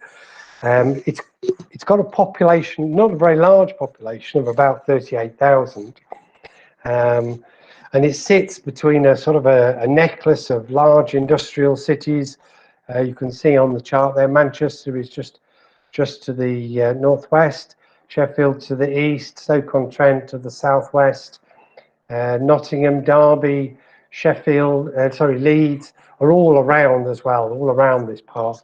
And in fact, there are around 16 million people living within an hour's drive of this national park. So it's in quite a busy area. In fact, there are probably around 10 million visitors every year. So that's around 250 visitors for every resident in the park. So as you can see, that it's quite popular in terms of visitors. Around 85% of those visitors come by car, so that's around 4 million car trips into this national park every year. And it only has very small local roads because of the topography, the geography. You can't put large roads; they're all quite small. The largest of them are very busy, quite narrow between the hills. So it has a real serious problem with traffic during the peak season, particularly. And so they've been doing quite a lot of work to improve the benefit they feel from tourism whilst mitigating the negative impacts. So they've been sort of changing their policy and trying to encourage people to stay overnight rather than just for a day. Actually, can we have the next slide, please, Louis? Yeah. So they've been putting together a plan really to change things. And one of the first steps they made in doing this was to start talking to the local community, to businesses, to other third sector organisations in and around the park, so that they carried these people and these bodies with them. Because of course, you can, as the expression we have in English is, you can take a horse to water, but you can't make it drink. You can create something, and encourage tourists to come, but you need to encourage the businesses and the locals to engage with them and to take advantage of those tourists when they come. So that was a real key part of their strategy in redeveloping this. They also looked at who came to the park, and as I say, it's surrounded by these towns and cities. Lots of people can get there very quickly. They can come for a relatively short day visit without too much trouble. But of course, day visits don't have such a great economic impact, because people come and they perhaps have a light lunch at the very best. Sometimes it's nothing more than a cup of coffee and a sticky bun, and they go home again. So the idea was to change what they offered to encourage people to have overnight stays. And they created or are creating loops with the existing trails. So they're trying to connect up several trails. So rather than have them as a day visit, they create them for a weekend or a short stay visit. So they're trying to mitigate those impacts, creating less car journeys into the park whilst increasing the economic benefit. And this is very key, of course, because they're trying to preserve the environment of the park. It is a natural protected area, and they have a responsibility, obviously, to maintain that. They equally have a responsibility to encourage some economic development to support the population, so that they, you can earn a living and survive. And tourism is an important part of their economy. So they looked at the different markets, and when you're encouraging cycle tourists, you need to think about who they are really. When you look at the long spectrum of different types of cycle tourists, what many people think of as cycle tourists are cycle tourers going on a multi-day cycle trip. They are a very small part of the market. Probably only 5% of the total market, maybe 10% in really popular areas. Underneath those, you have a lot more people who either stay in one place and cycle out for one day, doing day visits from a central accommodation, and others who are just generally on holiday, who who just cycle on 1 or 2 days during their stay. They are actually quite a large element of cyclotourism. And then, generally speaking, the largest group are the day visitors. So again, you've got to think about who you're attracting and what you want them to do. It's important as well because the cyclotourists tend to be more experienced cyclists and therefore will tolerate mixing with traffic, whereas day cyclists very often are less experienced and they prefer traffic-free routes. So it's very important to understand your market and pitch. And I think, you know, lots of places like the Peak District where they have disused railway lines, particularly mineral lines, and I know there are some that exist in Brazil, some disused lines. These make excellent structures, of course, in terms of creating something that cyclotourists will use. Nice and level. There's not much of a challenge, and then certainly if you're not a great cyclist, you don't want too many hills. So they cut out the hills, but you get the views and so on. And lastly, of course, it's important. And an example of the Peak District, they've looked at this seriously by encouraging people to stay longer. Of course, they're reducing the number of trips by car into the area, but also look at access by rail or bike bus or things like that. The Peak District isn't overly well served by rail lines. There are 2 coming in, one on each side, on quite minor rail lines really. The main line that did go through the park, built 150 years ago, was closed some 50 years ago as not really viable, but it does make a great cycle route. So you know, small blessings. Okay, next slide, please, Louise. And they're just because everybody's showing off bikes, I wanted to show off my bike. That's my quite old, probably about 50 years old, Doors Galaxy, hand-built British bike in the Peak District. That's on the Monsell Trail. I was up there a few years ago doing some work for the Peak District National Park in terms of, you know, working at this joining up of several routes and creating a long, detailed cycle route that people could use across a weekend rather than just driving in, cycling and going home again. And next slide, please, Louise. That's it. So from my personal point of view, I think cycle tourism is a great fit for natural parks. It's very low impact in terms of its environmental impact. Cycle tourists spend their money in local economies, you know, and local cafes. They like to buy local products, and they like to engage with local people.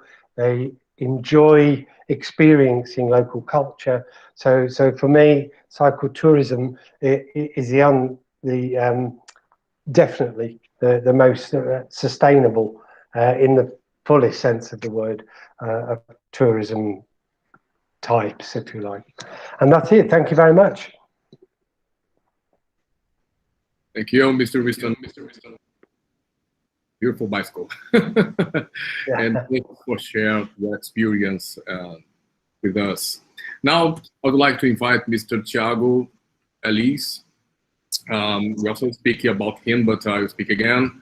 Thiago is an assistant professor at the School of Arts, Science and Humanity of Universidade of São Paulo, USP, in Brazil. He holds a PhD in urban and regional planning with research and teaching backgrounds in urban tourism and mobilities. Thank you, Thiago. It's good to see you again. I would like to ask you to give us the final consideration and closing of this session. Thank you. Welcome. Thank you, Fábio. Thank you for all the presenters. I'm very glad to be here today, more because I'm a biker than because I'm a scholar. Because biking is always enthusiasm, always means enthusiasm for those who like it, who love it. And I think the underlying aim of the session is to put biking culture forward. And that's why I would like to make some comments based on the presentations we've seen just minutes ago. I don't know anything about Taiwan. That's a shame, actually, because we should learn more, and that's important that we can learn a little bit about Taiwan by biking activities. So cool!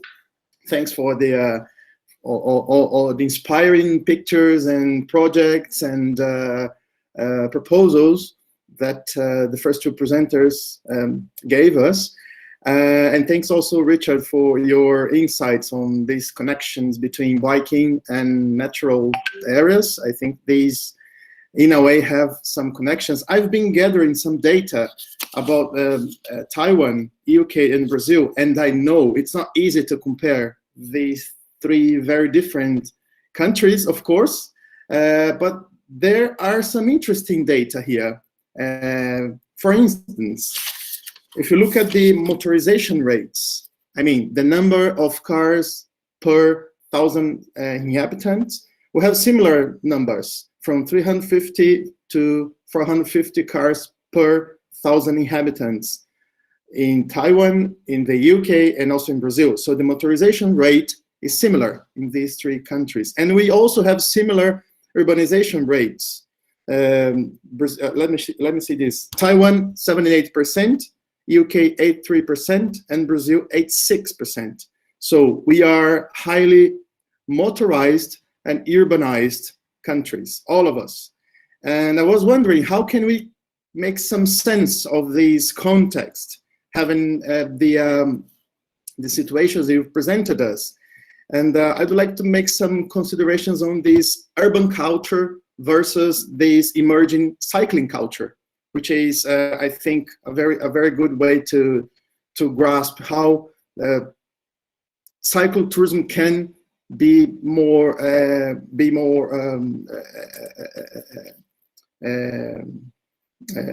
pushed away. I mean, can we make more people being cycle tourists in these highly urbanized countries and highly motorized countries? That's my question. The question I'm making myself, and I'd like to share with you from your presentations. And I'd like to know if I can address some additional questions to the presenters. I'd like to know a little bit more about what is behind it. What is behind it of all these projects and initiatives and infrastructures in Taiwan, first of all, because we have a very important national initiatives, and we have also local initiatives in some Moon Lake area. But I was wondering, what is behind it?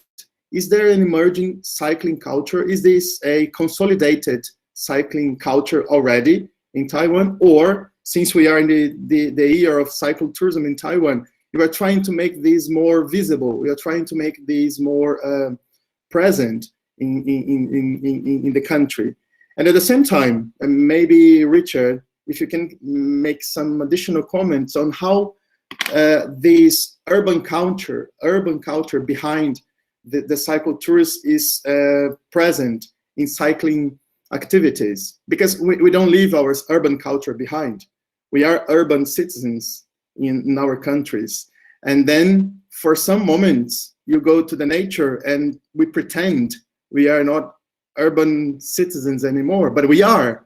So how can we make sense of these contradictions, apparent contradictions between these, urban mode, urban way of life, and all these potential to be more in touch with nature for some moments, some hours, some days? Maybe if you can put some additional comments on that, having the Taiwanese context and also the local context of the Peak District or the UK in general. Can you please?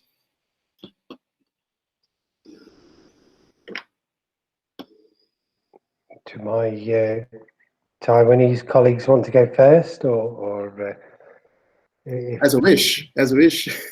Yeah. Well, I mean, actually, it's interesting. You should ask that question, because the Peak District has a special place in UK history. because it is the place that was first the public tried to gain access to the countryside from these old mill towns. You know, they could see these beautiful hills, and people wanted to go into the countryside and on their days off from working in the mills. And at that time, so I mean, I'm not going back so very far, only probably 70 years. There wasn't general access to the countryside in the UK, and there was a mass trespass organised onto a little hill mountain called Kinder Scout, and there was quite a kerfuffle. There was gamekeepers and landowners were trying to push the walkers back off the hill, but they, thousands of them all turned up from Manchester and Sheffield and places like that, and walked up this hill. And it was actually from that movement that the national parks were created and access was given, and that. So I think it's actually quite a deep-rooted thing within us to, if you like, to return to the countryside, because of course we weren't once urban dwellers. Most of us used to work in the countryside at one point, and then we all moved, as the Industrial Revolution came along, we all moved to the city, except for me, of course. I've stayed in the countryside. So I think that's part of it. I think another part, of course, is that being on a bike particularly, but even walking and that in nature helps us to de-stress. I think we've seen, certainly in the UK, we've seen a lot of this during the pandemic. Lots of people on their permitted daily exercise have gone into the countryside, even into urban parks, and engaged with nature and green space much more. And I think it's important, and I think actually it's an inherent part of our makeup. In many ways, we are social creatures, so we like to live together, and in urban areas that's what we do. We live and work together. It's convenient, it's nice, but I think we also still crave that connection with nature, and cycling is, of course, the perfect way to do that.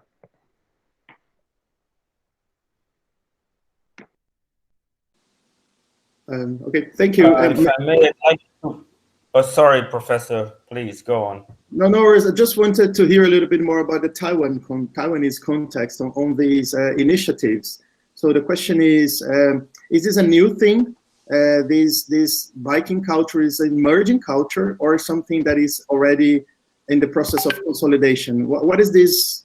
What is behind this Taiwan year of cycle tourism? What do we want with these, visibility for biking this year? Just to have an additional comment, Pedro, then we can hear you if you don't mind. Okay, may I do it first? Okay. In my opinion, I think the people, they are smart. My way is to offer them another option to these people, no matter they're living in the urban or the countryside. They then get involved in cycling event, and we make a very smooth road path everywhere. So the people, they are smart. They will choose which kind for them have more benefit. Not only thinking about the cost, because cycling now become very healthy activity, and the government hosts so many kinds of event. So when at the weekend or holiday or the vacation, the people who love to combine their family to join an event, because there's a large fun filled with the events.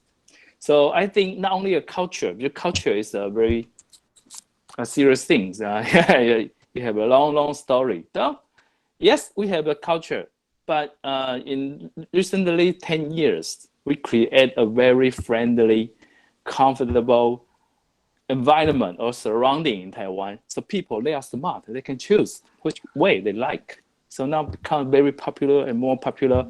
After that, we want to share this fun and this experience with the overseas travelers. And yes, the professor just mentioned about the UN. They promote the sustainable. That's the same trends. I think Taiwan has a very high potential to offer and join with the world and attract people overseas everywhere to come to Taiwan. And by cycling, you can reach out the real local people and slow down your speed. That's the new ways, especially after the pandemic. I believe this way will become more and more popular. Yeah, that's my opinion. Thanks, Brad. I have a second question about COVID, but first, let's listen a little bit about Brazil from Pedro. Can you, Pedro, comment something about Brazilian context in this? Yes, yes, I definitely can.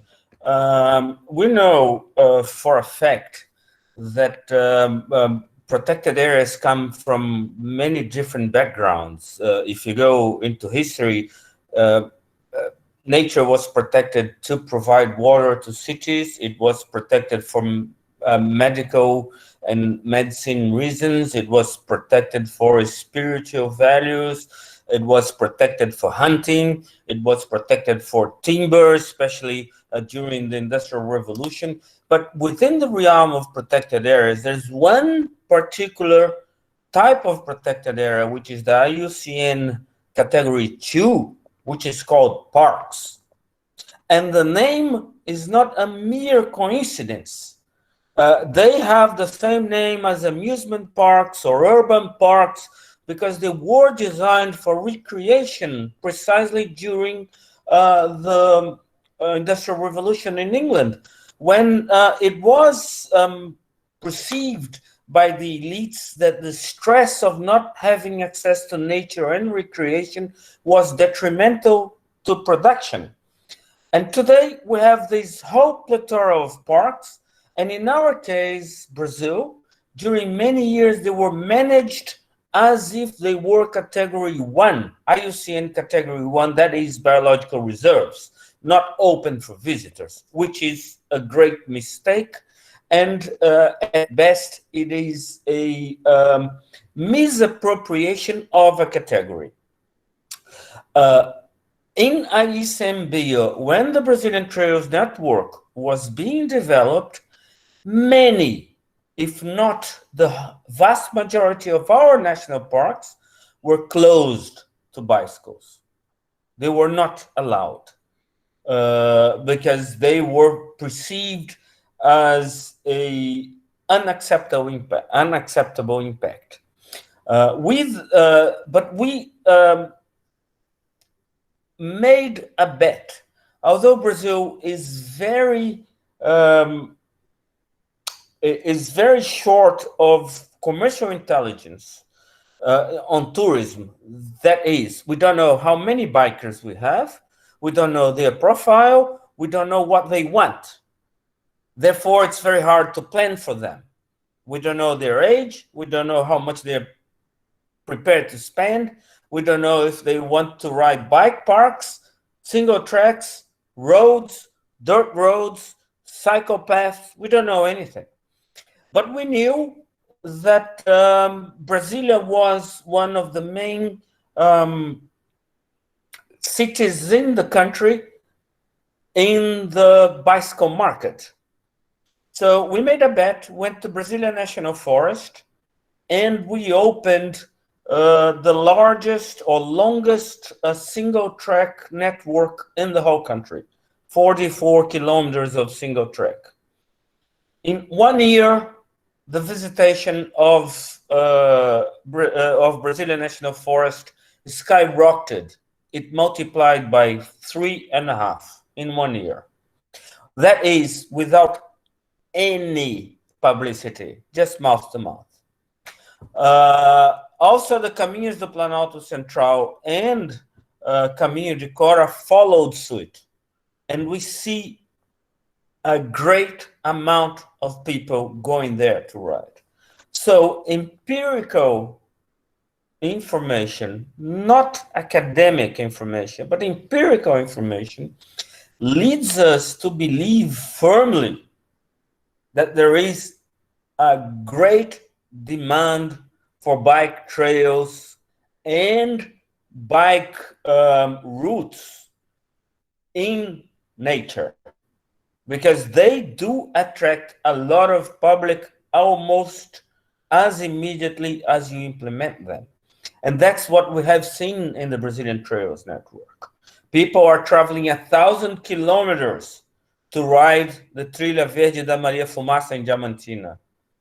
People are traveling 1,000 kilometers to ride Caminho da Fé, which is one of the few trails in Brazil where we have a research. And we know that a substantial part of these bikers that are going to Caminho da Fé are not going there for religious reasons. They're going there because the trail is marked, they have security, they have services, and they have places to sleep along the way. So it's belatedly that the Brazilian Trails Network has become a public policy, but we still do not have a budget. And we look at presentations such as the one from Taiwan and England, I have to say with a lot of envy, because with not a large budget, we could do wonders for health, for recreation, and for generation of employment and income in this country. Thank you.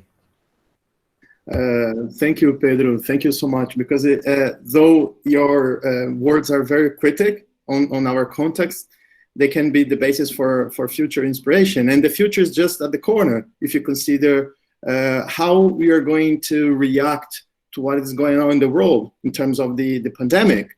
We don't know exactly the answer because it's an evolving story still. Pandemics is still there, though some governments do not believe that. And I would like to take advantage of your comments, Pedro, to address a final question to our presenters and ask them to close their participation. I am always very curious about how can we become cycle citizens and not only cycle tourists. And I would like to know your opinion about the role of cycle tourism to inspire people to become more cycle citizens, and then maybe see any glimpse of transformation in our society, given our push now to do different things of what we do up to now. I mean, is it viable? Is it feasible to think that short trips out of the city because of the pandemic can make us different after the pandemic?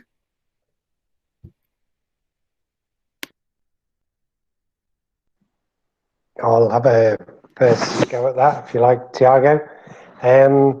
It's interesting, actually, because certainly in the UK, there's been a lot of interest in this switch in travel behaviour, particularly during the pandemic. And as with lots of other places, when we stopped using public transport so much because of being confined with other people, the UK government, local authorities created some pop-up cycle lanes. This was done in lots of cities around the world, of course. And it's difficult. Some of the data is conflicting, and so we're sort of still looking at it.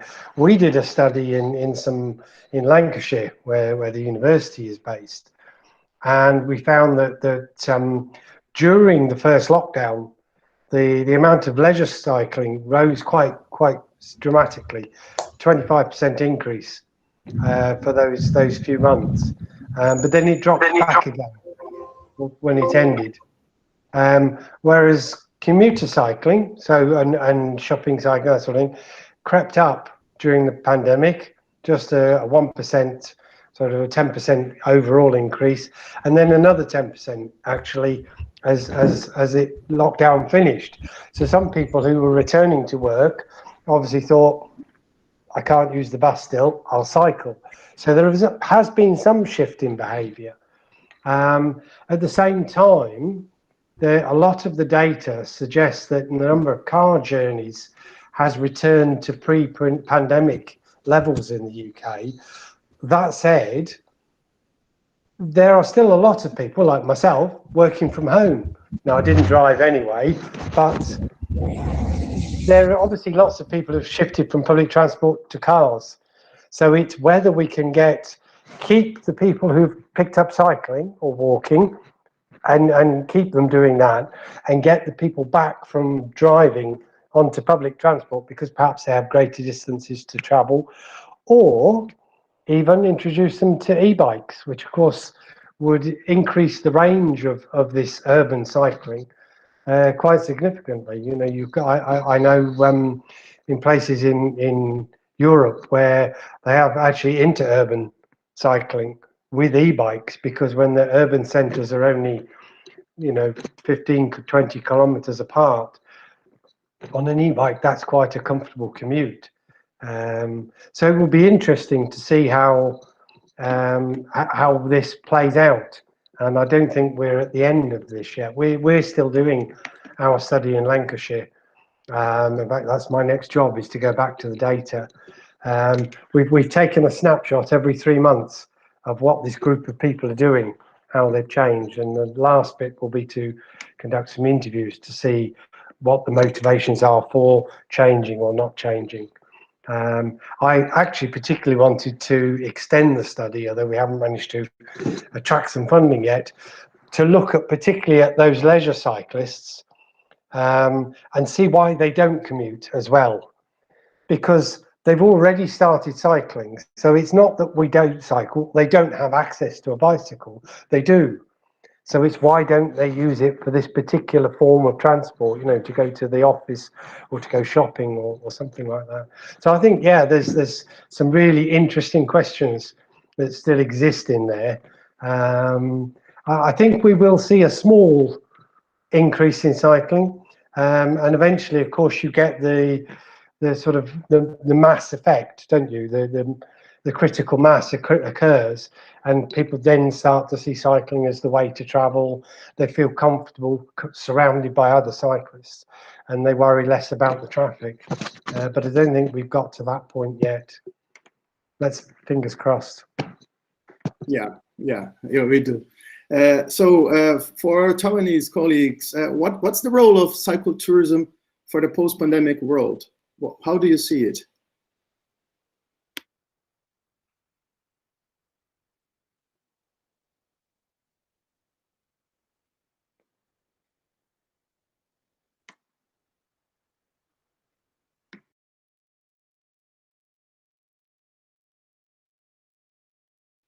Okay. Anyway, Pedro, if you want to add something about your impressions in Brazil, I guess. Yes, I would. In your introducing remarks, you asked how can we turn bicycle users into bicycle citizens. For us at the Brazilian Trails Network, this is a fundamental question. We do not believe or want to have a Brazilian Trails Network made entirely out of public funds and public money. We want people to engage. If they do not become part of the making, for us, it's worthless. We'll do something else. It is very important that the trails are also a tool for engaging people with, one, connectivity between protected areas, and two, a healthier and more sustainable mode of transportation. In order to do that, we never start a trail without first approaching biking groups and hiking groups, for that matter, because the network is multimodal, and telling them, you want a trail here? All right, we will put half the effort from the government side, but you have to put half the effort. If you don't put half the effort, you're not going to have a trail.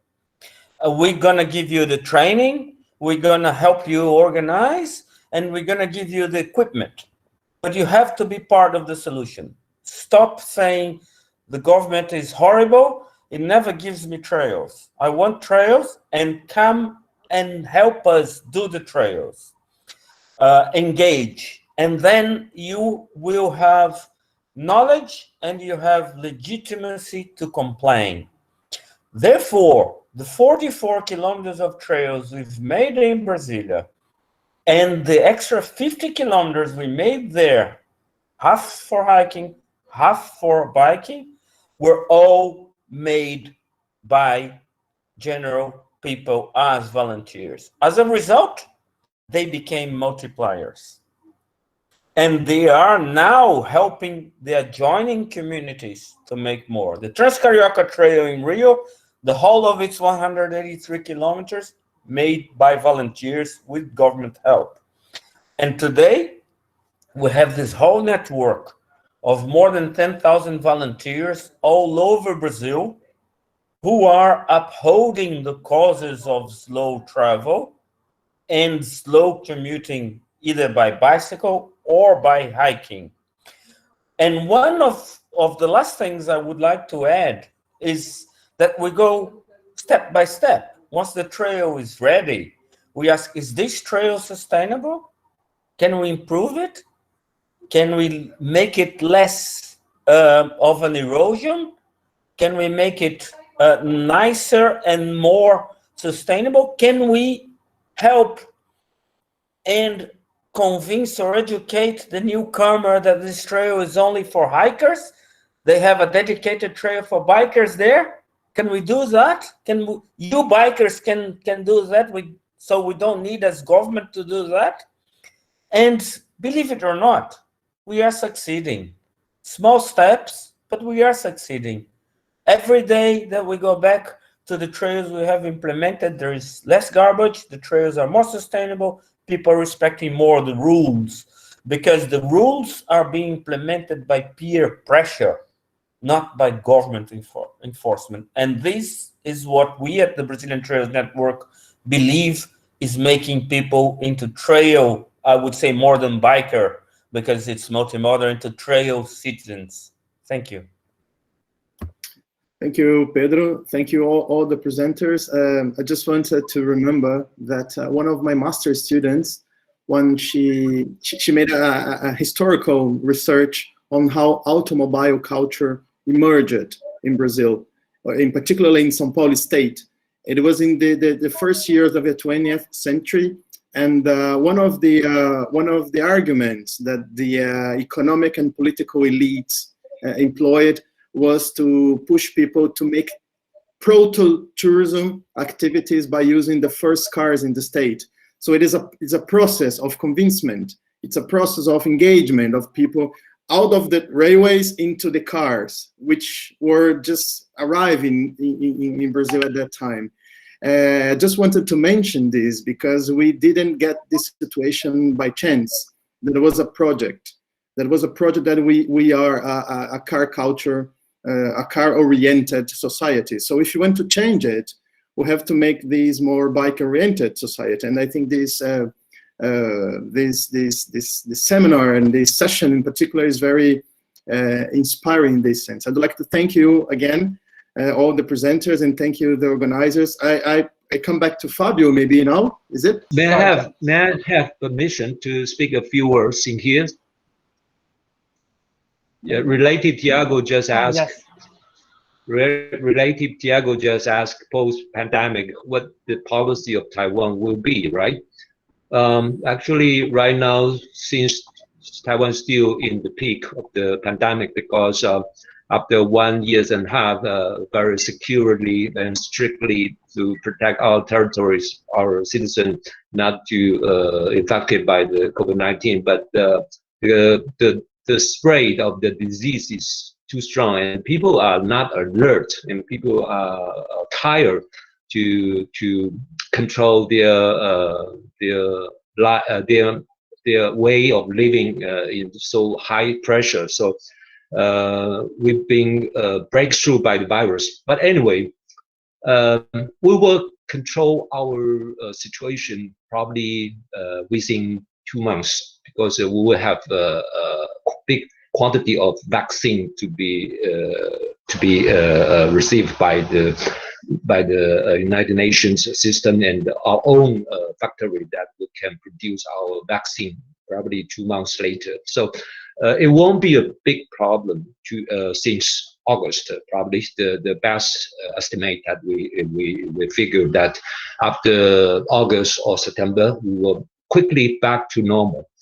And since this pandemic is so serious, this make a lot of damage to the whole world, I think the people will pay attention to their own health. This is one situation after pandemic. So people will get more attention to make exercise. So cycle tourism will be more popular in the world, at least in Taiwan. I believe people in Taiwan get used to this kind of activity and the exercise they already done for probably since my parents they are get used to transport with bicycle at the early age. And right now they are more aware that exercise is important for your health. So in the future, people are getting more practice in this field. Another thing is that Taiwan is very strong and very competitive to manufacturing bicycle, because since the number one and probably top 5, Taiwan at least 2 or 3 brands is on the list. So our government will encourage our manufacturer to distribute and how to say it, to minimize the supply chain in all over the world. So it won't be just concentrate on one market. Probably if the Brazilian government is trying to encourage investor from abroad, probably you should consider the Brazilian government to encourage Taiwanese manufacturer to come here to set up their supply chain and the factory in Brazil. I think it's not only for my government, my people to have the profit in the future, but also it will cost down the purchasing value in here. So it will be create job opportunity in here. So I think this is one of the benefit and policy that we should encourage each side, and then ask the government, Brazilian government, to create a law and stimulus to let investor to come here. This is my simple opinion, share with everybody in here. Thank you.